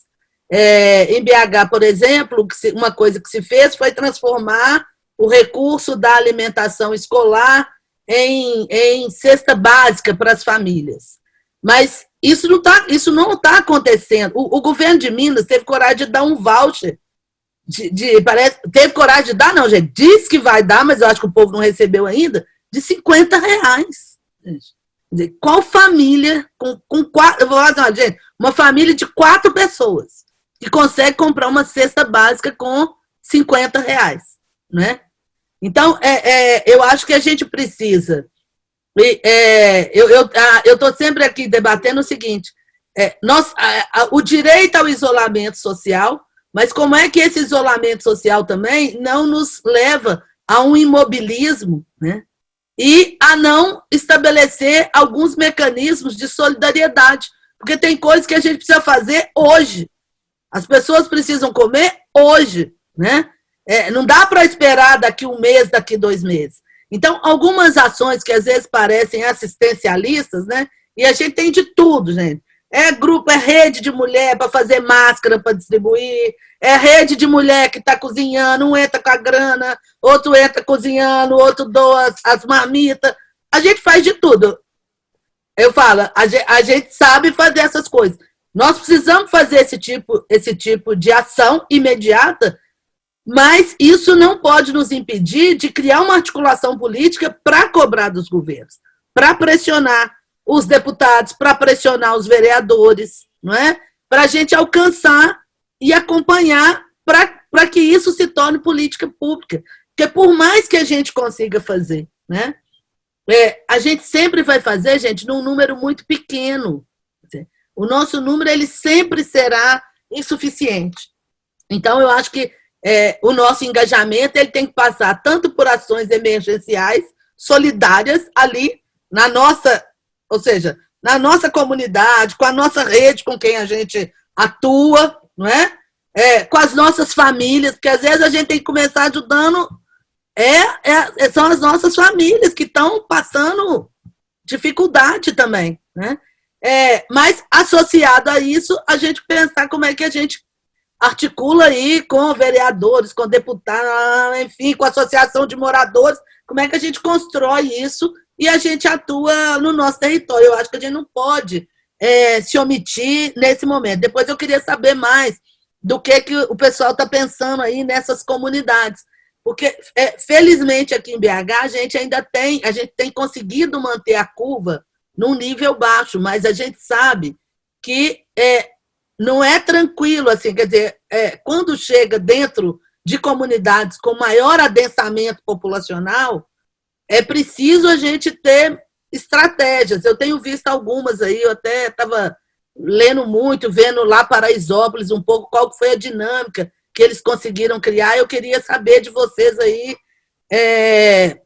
no Rio, como é que o pessoal está pensando, que tipo de articulação, porque eu acho que essas trocas ajudam a gente. Uma outra questão para mim que é importante, aí eu estou falando com professores, com educadores, né, gente? Assim, total, em muitos lugares, a total ausência, porque a escola fechou e parece que assim, eu falei, gente, parece que é a mesma coisa de apagar a TV, né?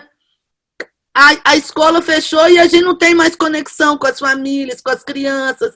Eu vejo muito assim, professores que às vezes contam uma história na internet, no Facebook, algumas professoras que estão mandando atividade para as crianças, mas era preciso a gente pensar muito mais do ponto de vista do que seria uma função social da educação, né? Como que a escola ativamente participa dessa rede e ajuda também ali no território como uma instituição. Quer dizer, a gente pensar o conhecimento não é só aquele conhecimento escolar na hora que a gente vai dar aula para os estudantes, não, né? É como que a gente ativa também esse conhecimento para ajudar as comunidades a pensar e a construir estratégias para a gente garantir a vida, porque eu acho que essa é a coisa que mais tem deixado a gente preocupado e assim sofrendo, e aí eu falo isso tanto para os grandes centros, mas eu atuo assim com comunidades do campo, com comunidades rurais, com pouco acesso à informação, com nada de acesso à internet. Como que a gente cria uma rede, né, gente? Como que a gente cria essa rede para garantir informação? Eu vi esses dias uma pesquisa assustadora, né? Como que as pessoas acreditam nas fake news sobre a pandemia. De fato, em muitas comunidades, as pessoas estão acreditando que é uma gripe, que as pessoas estão fazendo um auê desnecessariamente. E a gente produzir, eu estou dizendo, as redes de escola, as instituições, nós também ajudarmos a produzir e a fazer chegar nas pessoas informações de qualidade, isso também é uma grande contribuição que a gente pode dar para as nossas comunidades nesse momento. Estou aqui falando coisas que estão vindo na minha cabeça. Vamos lá, gente, abrir aí para vocês falarem também. Alguém perguntou sobre política pública, eu falei, o aumento da população de rua, né? Porque, veja bem, imagina quantas pessoas, todo mundo que está na informalidade, gente, que 50% dos trabalhadores do Brasil estão, de alguma forma, em trabalho informal. Essas pessoas, gente, é assim, olha, não tem dinheiro para pagar o aluguel. 1 mês, 2 meses, 3 meses, está na rua. E aí a gente tem uma... Porque, assim, é diferente a gente pensar uma pessoa que está em situação de rua, porque ela escolheu estar na rua. A gente não sabe com que motivos, quais as razões, mas tem pessoas que, objetivamente, eles falam, olha, eu quero viver na rua. Isso é uma coisa, né? E a gente precisa ter um diálogo com essa pessoa que é de outra ordem. Outra coisa são famílias. Eu vou lembrar aqui dos ciganos, que uma vez eu escutei isso de um cigano lá, quando a gente estava fazendo um GT da educação cigana. Ele fala assim, todo mundo fala que os ciganos eles são nômades, né? Mas quando as pessoas não deixam a gente ficar em lugar nenhum, porque todo lugar que a gente chega, a gente é perseguido, é expulso, sofre preconceito, a gente vira nômade. Não, eu sou obrigada a ir embora, né? Então, acho que é para a gente pensar um pouco isso. Tem muitas famílias que hoje estão na rua porque, objetivamente, elas não têm direito à moradia. Então, como é que a gente pensa? Eu acho que a pandemia também ela pode ser bem importante para a gente construir algumas bandeiras, né? Processo eleitoral. Queria lembrar aqui que aqui em Belo Horizonte teve uma máxima maravilhosa. Ninguém pode andar em pé no ônibus. Eu falei, olha que coisa linda para uma bandeira política para as eleições do final do ano. Não é só em tempo de pandemia, não, gente. É dignidade. Por que a gente tem que andar em pé no ônibus? Não é não? Pelo amor de Deus, gente. Eu dei aula, assim, 20 anos indo e voltando de ônibus. Eu cansei, andava 1 hora em pé no ônibus, indo trabalhar, 1 hora em pé no ônibus, voltando. Isso não é dignidade, não, pelo amor de Deus. Então, assim, a pandemia também pode nos ajudar, né? A ter bandeiras que elas são bem concretas, bem objetivas, e que vão fazer diferença no cotidiano das pessoas no pós-pandemia. Boa, Macaé. Tenho aqui uma série de perguntas e tem a proposta da Macaé de abrir para a galera falar um pouco sobre a sua quebrada, enfim, do que ela está propondo para dialogar. Minha proposta é que a gente tenta fazer um pouco isso, né, para escutar também outras vozes, para a galera ficar aqui só olhando, a gente aqui, né, falando, né, e falando sobre o que vocês escreveram. Bom, podemos fazer isso, então? A gente vai até 9h20, até 9h20, tudo bem? A gente consegue fazer isso. Quem quiser falar, levanta a mão, por favor, para a gente indicar. Felipe Luther. Olá, boa noite. Está conseguindo me ouvir, Kleber? Dá sim. Então, boa noite a todas e todos, primeiramente, né? Rapaz, eu tô aqui impressionado, maravilhado, muito feliz por toda essa troca de conhecimento, né? Eu, eu tenho 11 anos, né, que trabalho na Conlurb, né? Me apresentei, na primeira vez que me apresentei.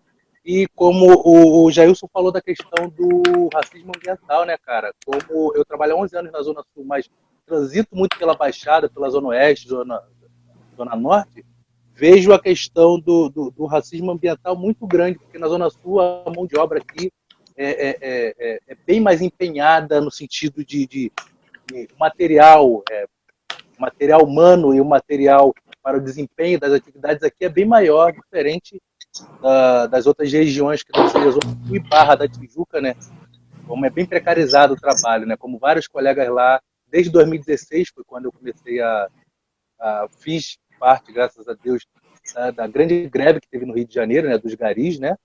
E a partir daí a gente pôde se reunir mais e estamos notando, né, como é largado, né, a região que não é a zona sul do Rio, a Barra da Tijuca, que são as áreas, posso dizer, nobres, que não sofrem tanto com essa questão do racismo ambiental, né, como já os colocou.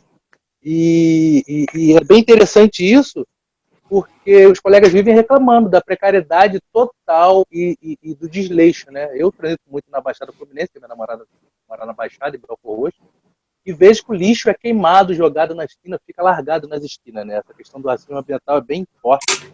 E outra questão que a Macaé colocou, e é a questão de como nós podemos fazer isso, né? Eu tomei um susto, irmão, nós somos alunos de Ciências Sociais aqui da PUC-Rio, de como a gente não tem um mapeamento da comunidade chamada Parque da Cidade, né? Que é uma comunidade próxima da Rocinha, né? Bem colada com a Rocinha, tem passagem para a Rocinha, do Parque Municipal, e a gente não tem um mapeamento. O último dado que tem é de 2010, do IBGE, onde apontava 4 mil pessoas, né? Aqui na comunidade, a gente sabe, através da Associação de Moradores, que a gente está bem próximo deles por conta dessa pandemia, ajudando na distribuição de cesta básica, essas coisas, e a gente está mais próximo da Associação de Moradores por essas questões, né, de poder como interagir com a comunidade que a gente está vivendo. A gente mora aqui há pouco tempo, né, mas a gente também é oriundo de outras comunidades bem maiores do que essa, muito maiores.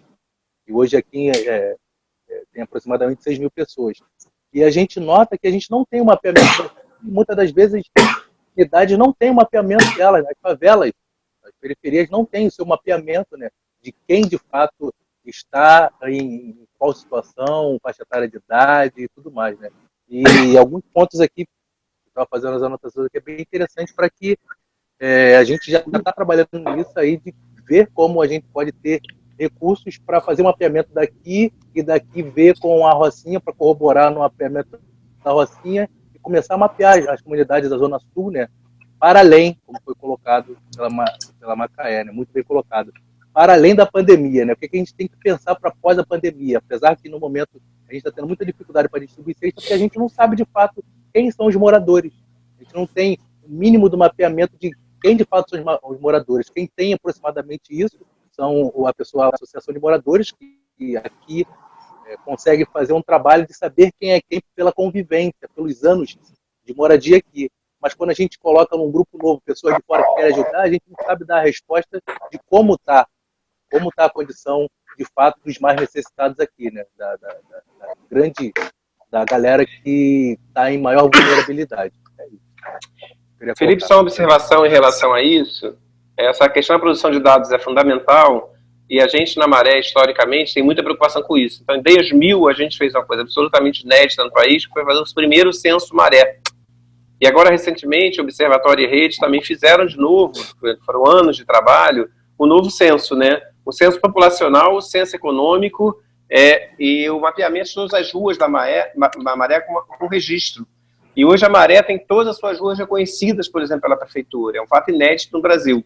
Isso nós fizemos em parceria com o Instituto Pereira Passos, que é uma instituição importante no Rio de Janeiro, você conhece, que tem um sistema de formações urbanas que leva muito em conta a questão das favelas. Então, o Instituto Pereira Passos, inicialmente, já que vocês não têm condições de produzir um mapeamento, um mapa, um censo como o que nós fizemos na Maré, que é um trabalho muito complexo, mas vocês podem, através do Instituto Pereira Passos, ter acesso aos dados fundamentais do Parque da Cidade e de outras favelas também, entendeu? E sobre essa questão que você fala, que eu trouxe do racismo ambiental, numa agenda que a gente está propondo para a discussão da disputa eleitoral e agora, em 2020, a questão da mobilidade, como Macaé traz, a questão da ambiental. Uma vez eu estava com um prefeito na cidade, na Maré, e ele estava reclamando que a população era porca, ficava jogando papel no chão, né? A Maré tem 48 mil domicílios, 140 mil pessoas. Eu perguntei, quantas papeleiras você viu aqui no caminho que a gente fez na Maré? Por que será que lá em Botafogo tem papeleira, no Flamengo, Copacabana, Leblon tem papeleira, e aqui na Maré, ou em qualquer favela do Rio de Janeiro, não temos papeleira? Onde as pessoas vão se acostumar a jogar o lixo, se no Estado não garante minimamente isso? Então, são pequenas ações básicas que o Estado simplesmente ignora em termos de atendimento às favelas. O Bion traz aqui a questão dos equipamentos culturais, né, que efetivamente, seja no Rio de Janeiro, 65 equipamentos culturais, 50 estão no centro ou na Zona Sul. O que nós temos na periferia, nos subúrbios, é principalmente as lonas culturais e quatro arenas culturais, né? E a periferia próxima do Rio, a Baixada especialmente, é muito pior atendida. Quer dizer, é um conjunto de dinâmicas, de proposições que nós temos que encaminhar como um programa. E ao mesmo tempo que a gente faz isso, como é que a gente vai ampliando nossa fala para outros setores. Como é que a gente fala com o cidadão comum? A formação do IMPAD, o sentido da conversa com vocês, esse trabalho, é que vocês possam cada vez mais construir metodologias, narrativas que atinjam cada vez mais pessoas. Nós, da sociedade civil, historicamente, temos muito hábito de falar para convertidos, temos muito hábito de falar para nós mesmos, temos muito hábito de falar para quem já está convencido dos nossos argumentos. Nosso grande desafio, numa nova agenda, numa nova perspectiva, é recuperar o sentido de trabalho de base que lá se tinha na década de 70, que era muito mais 80, e que atingir cada vez mais as pessoas a partir das suas próprias condições de vida. Isso é um desafio fundamental que está colocado. Por fim, só a questão da monstrualização. Nós temos um Estado cada vez mais que criminaliza e desumaniza amplos setores da população. O discurso do Bolsonaro, e daí para essa população que está morrendo, é o mesmo discurso utilizado quando defende a ditadura, quando elevado a 30 mil, tem que ter 30 mil mortos no campo da esquerda, e principalmente quando fala dos ataques aos homossexuais, às mulheres, aos quilombolas e ao conjunto da população mais subalternizada desse país. Esse enfrentamento dessa lógica da monstrualização vem através disso que a gente chama de pedagogia da convivência. Nós vamos ter que conversar mais sobre isso no decorrer desse curso. Boa. Fatinha também pediu também uma fala. Olá, vocês estão conseguindo me ouvir bem? Meu nome é Suelen Paim de Melo, eu falo da Maré, do Morro do Timbal. Tá aí como Fatinha, porque eu tô na conta da minha internet que a gente tem enfrentado. Mas é muito bom estar no curso, eu quero agradecer a todo mundo por todos os comentários, não só os professores, né, Jailson e a Macaé, mas todo mundo que está comentando e tudo que eu estou lendo aqui está sendo muito importante para mim hoje.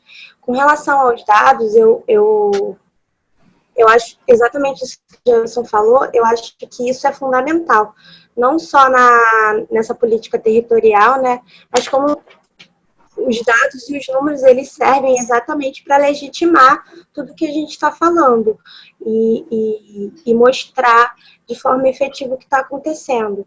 E aí, perceber que como a gente faz esse engajamento das pessoas para que elas lutem por essa qualidade que houve na década de 70, por exemplo, aqui na Maré nós perdemos uma peça importante, um morador importante, que era seu Eutanásio, que já foi da Associação de Moradores da Maré, que tem uma história incrível, que na década de 70 fez parte de um movimento importante na Maré para a demarcação das ruas, para a formação da favela. Então a gente observa que nessa época houveram nossos avós, nossos bisavós, eles estavam juntos fazendo isso exatamente para a qualidade de vida. Eu atuo no Favela Cineclube, e eu acredito muito na cultura, né, como agente mobilizador. Só que eu fico hoje, por exemplo, onde eu vi onde eu li um pouco sobre a história do seu Eutanásio, eu fiquei pensando nessa realidade, onde naquela época não existia essa mobilização através da cultura, pelo contrário, né, a política eugenista, ela estava a todo o curso, mas ainda assim houve essa mobilização e esse coletivo para as pessoas melhorarem a sua condição de vida. E aí eu fico pensando que a crise nesse momento, né, o Covid-19, infelizmente, ele trouxe essa noção. Eu estou fazendo parte de alguns movimentos de entrega de cesta aqui na minha comunidade, só que ainda assim eu percebo que é um número muito pequeno de pessoas que vêm se mobilizar para ajudar voluntariamente nesses processos. Então, como é que a gente faz para fazer essa mobilização, mas fazendo com que as pessoas entendam que o Estado deve ser forte? A mobilização, ela deve acontecer, sim, nós temos que ser atuantes, mas que isso deve vir junto também com a atuação do Estado, porque eu percebo que a gente não vai conseguir alcançar todas as pessoas. E isso fica nítido a cada dia, onde cada dia mais a gente fica cansado, muitas das vezes a gente não consegue fazer um revezamento para não ficar muito exposto, porque tem poucas pessoas mesmo, e cada vez mais pessoas reclamando que não receberam, que não foram alcançadas. Então, a gente se mobilizar é importante no sentido de atender quem a gente alcança, mas a gente entender que a gente não vai alcançar todo mundo, e que essa responsabilidade é do Estado. Como é que a gente faz isso? Porque hoje em dia eu percebo que através das pautas identitárias a gente conseguiu mobilizar muitas pessoas, mas e com relação a nossa responsabilidade trabalhista? É uma fala que, falando de forma crua, é fazer as pessoas pensarem em uma nova política, tirando o capitalismo. E aí eu fico pensando nisso, fazer com que as pessoas sejam realmente cobradoras dessas políticas efetivas, e não que elas pensem que elas têm que realmente dar conta de algo que a gente não consegue abraçar. É isso. Macaé, Jair, vocês querem dialogar com a fala? Eu acho melhor a gente abrir, como está acabando já, Kleber, abrir para mais algumas pessoas, né, para a gente ter chance de ouvir mais alguém, e depois a gente pode fazer os comentários finais, porque nós só temos mais 20 minutos. Tudo bem. Eu queria muito escutar o Rodrigo, que está aí, intercampista de Salvador.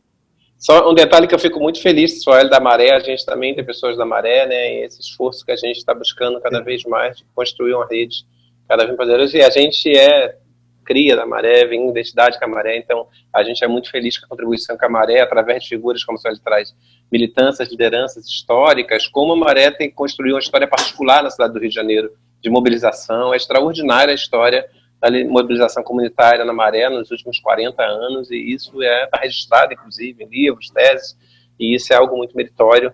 Então, certamente, é bom a gente manter essa tradição de militância e lideranças cada vez mais emergentes dentro desse espaço, né? Fico muito feliz também é um prazer enorme te conhecer, na verdade. É enorme.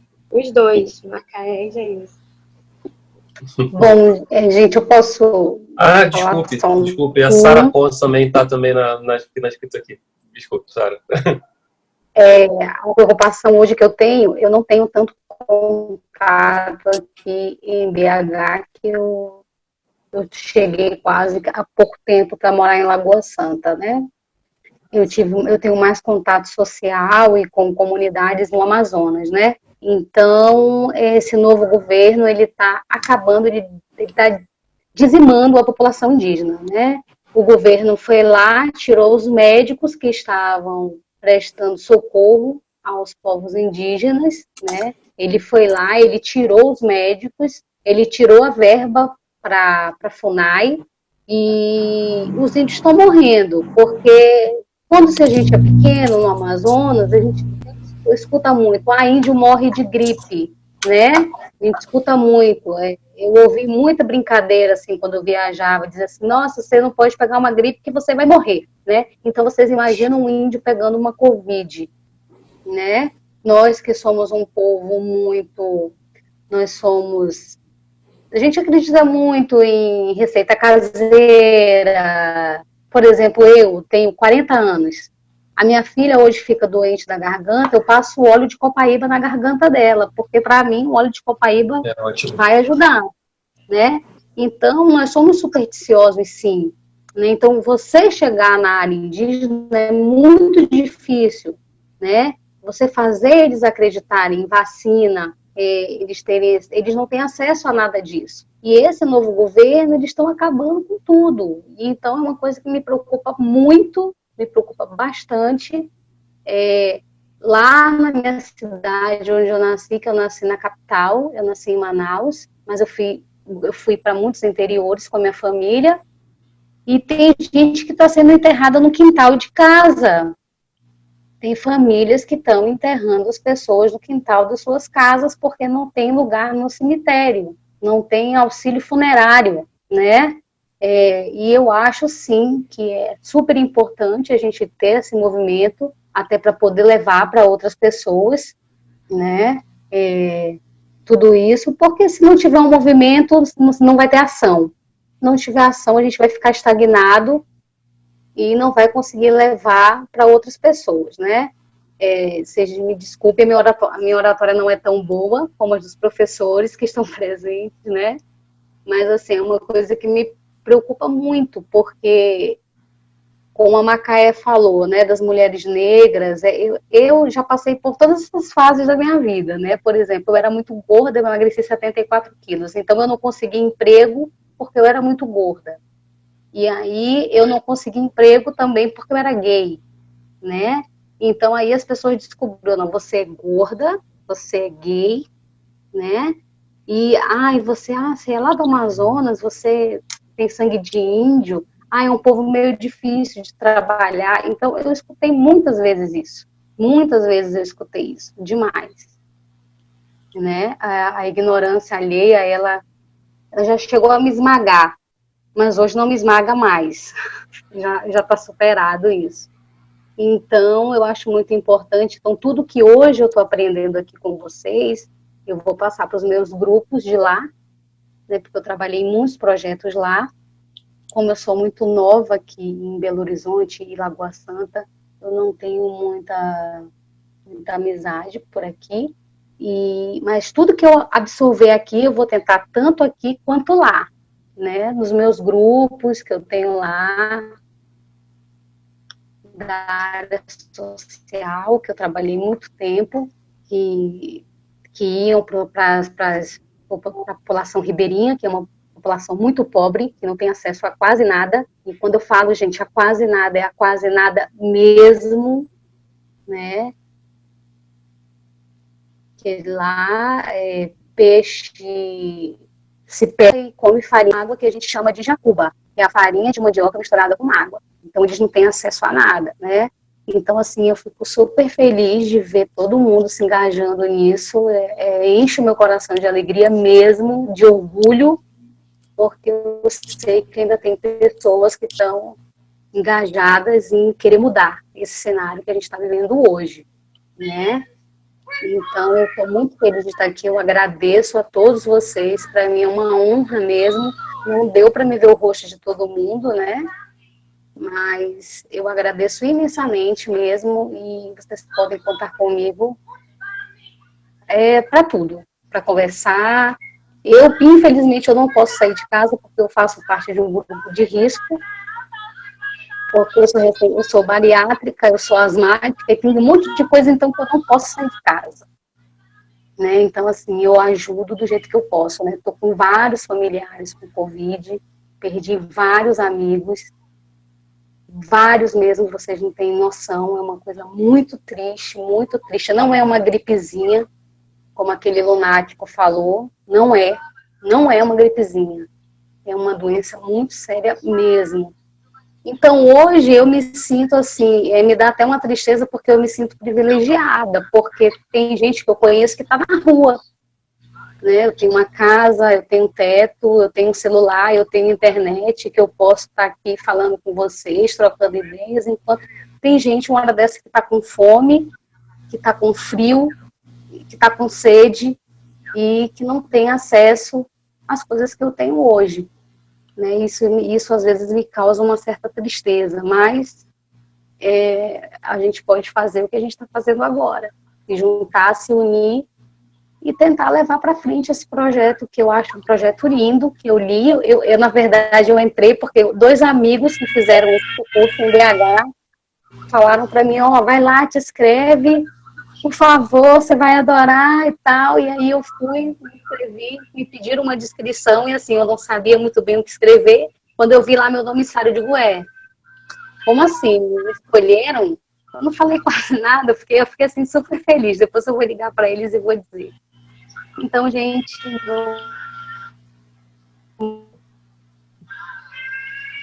Está sumindo a Sara. Então tem uma musiquinha no fundo agora. Eu espero poder... Alô? Opa. Ajudá-los, e eu espero aprender, porque eu realmente estou aqui para aprender. Não é o meu. Bruno. A minha ligação tá meio picotando aqui, a internet, eu não tô conseguindo entender no finalzinho. A Sara finalizou, né? A fala dela, correto? Já. Foi. Seja bem-vinda, Sara, que bacana. A gente tem uma galera muito, muito potente aqui, que passou também pelo IPAD também em 2019, está com a gente no segundo módulo. A gente está finalizando, né? Ficou de terminar 9h20, são 9h12. Já isso, Macaé, falar de encerramento, por favor.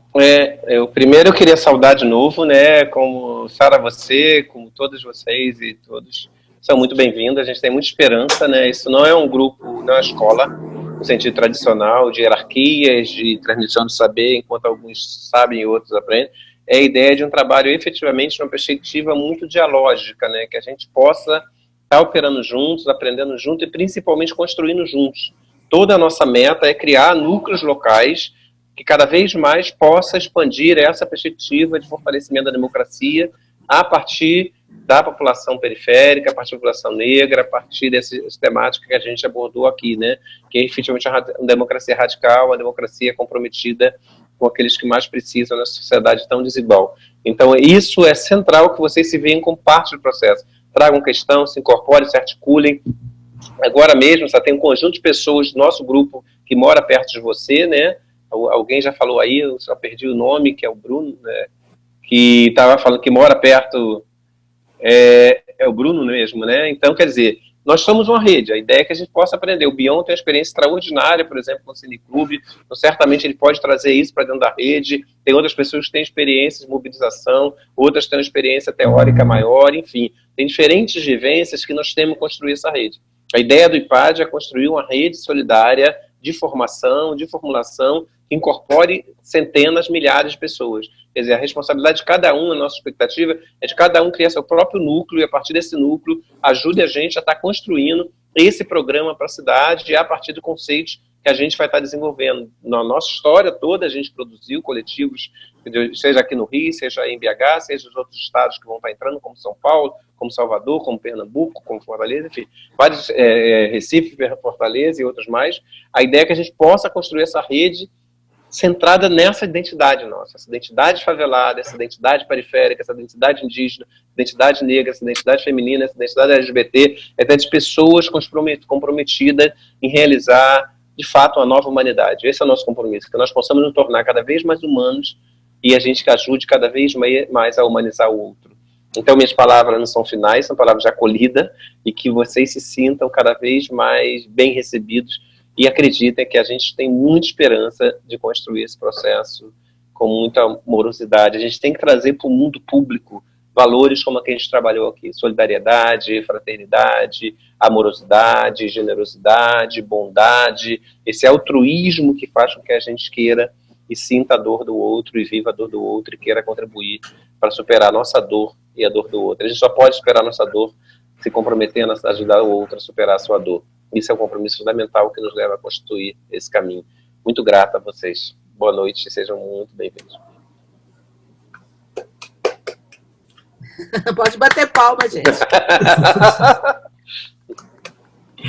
Macaé. Bom, eu quero despedir, desejar, falar que estou super feliz da gente estar começando esse grupo com essa turma, que contem com a gente, eu tenho certeza que a gente vai aprender muito coletivamente, temos muitas coisas para fazer durante a pandemia, pós-pandemia, mas principalmente a gente ficar atento aí nesses arroubos aí fundamentalistas cada vez mais fortes. Eu acho que é preciso estar atento e forte. Eu acho que o IPAD é para fazer com que a gente se conecte, que a gente possa estar junto, pensar junto e agir, né? Agir na emergência, agir na urgência e também agir estrategicamente na construção dessa democracia aí. Começa no dia a dia, nas pequenas relações, mas tem que chegar nesse país inteiro. Adorei, esse grupo tá lindo, maravilhoso. Amei estar junto aqui, Minas, Rio de Janeiro. E vamos seguir. Kleber, deixa eu falar uma coisa ainda, que eu esqueci de fazer um convite. Então, a Macaé falou no início, mas a gente está fazendo um livro, eu e a Eliana coordenamos, que é um livro sobre a trajetória da Macaé. Por que essa trajetória? Porque desde o processo de democratização, muitos livros falaram sobre o processo da ditadura, sobre a democratização, mas sempre a partir de uma perspectiva tradicionalmente branca e de classe média. Então, no que desafio que a gente se propôs, a gente fez um livro aqui sobre o Adilson Pires, foi vice-prefeito do Rio, cara favelado, de origem popular, também negro, e fazer um livro sobre a Macaé, para a gente, foi uma grande realização. É um livro que a gente narra, mas a gente não quer simplesmente fazer a biografia da Macaé. A gente fala por que a Macaé, como ela se tornou a Macaé, como ela se tornou essa potência negra, essa liderança, essa pessoa tão importante para a educação brasileira, para a educação de Minas e para nossas lutas políticas. Então é um livro que a gente traz falas de várias pessoas, inclusive do Ailton Krenak, que foi citado aqui, mas também Miguel Arroio, Luiz Starling, tantos outros, e Renegado e outros jovens, enfim. É tentar mostrar como é que é possível a gente produzir quadros como Macaé Evaristo, essa lindeza de pessoa. Então esse livro vai ser uma homenagem, mas também é uma reflexão, é uma análise, e a gente vai lançá-lo ao final da pandemia, no Rio de Janeiro, em BH, estão todos convidados. Vocês divulguem muito, porque vai ser uma grande festa. A gente vai lançar agora dia 3 de abril, no aniversário da Macaé, não deu, mas vamos fazer logo depois, vai ser começando a festejar e nos alegrar juntos, porque também de alegria e celebrações é que a gente vive, tá bom? Então que todos vocês possam ter acesso e que a gente tenha um belo momento de celebração da história extraordinária que é Macaé Evaristo. É isso aí. Bem, a próxima aula é Democracia, Conceitos, Práticas, Potências e Desafios. Enfim, seguramente tem um tecido, né, sendo tecido por nós, que vai entrar desde das aulas e também nos diálogos formativos dos trios, duplas, né, que vocês estão formando para dialogar com esses temas, e também lá no Zap, né, que a gente até então está propondo que seja um espaço de diálogo. A gente está construindo um outro espaço, né, testando aí um outro espaço do Google para ver se fica mais interessante. Né? É isso, galera. Começamos aí os nossos encontros. Até bem breve. Obrigado, Jailson. Obrigado, Macaé. Eu vou colocar meu telefone. O pessoal do Rio que não tiver no grupo do WhatsApp, me dá um oi. Vou botar agora. E aí eu adiciono, tá bom? Tem gente que não tá no grupo. Exato. Estou despedindo aqui, então, tá bom? BH também. Aí. Do BH também, né? É isso. Beijo grande. Tchau, Jailson. Obrigada, valeu. Valeu. Tchau. Tchau, obrigada. Tchau. Tchau. Valeu, galera. É que nem em casa, né? A gente espera pra todo mundo sair. Obrigado. Pra desligar o negócio. Eu fiquei no último encontro da semana passada, eu fiquei por último, você falou isso, eu achei muito engraçado, Kleber. Eu sempre quero ir embora, Diego. Eu quero sempre ir embora, ele não, a gente tem que esperar todo aí. Roberto, mas agora o que a gente faz? A gente fica? Eu falo, não, mas é igual a casa, a gente tem que ser o último a ir embora. E eu nem posso ir, porque eu que tô pra desligar o negócio, eu acho. Tá sim. Até mais, gente. Prazer estar com vocês. Até mais. Valeu, boa noite.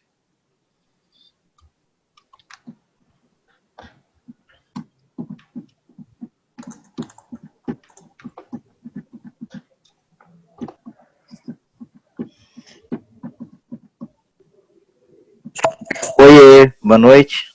Boa noite, Boa Jonas. noite. Só deixei o contato aqui para eu entrar no grupo, tá? Jonas Beleza. é do Rio, gente. Eu não sei. Você é do Rio ou BH, Jonas? Sou do Rio, Cadê, sim, Jonas? tá? Adorei Beleza, querido. a aula, não pude comparecer na primeira, mas agora eu já engrenei, tá bom? Valeu, querido. Jonas. Seja Parabéns. bem-vindo. Parabéns por tudo, até a próxima. Valeu. Beijo. Grande beijo. Não sei quem.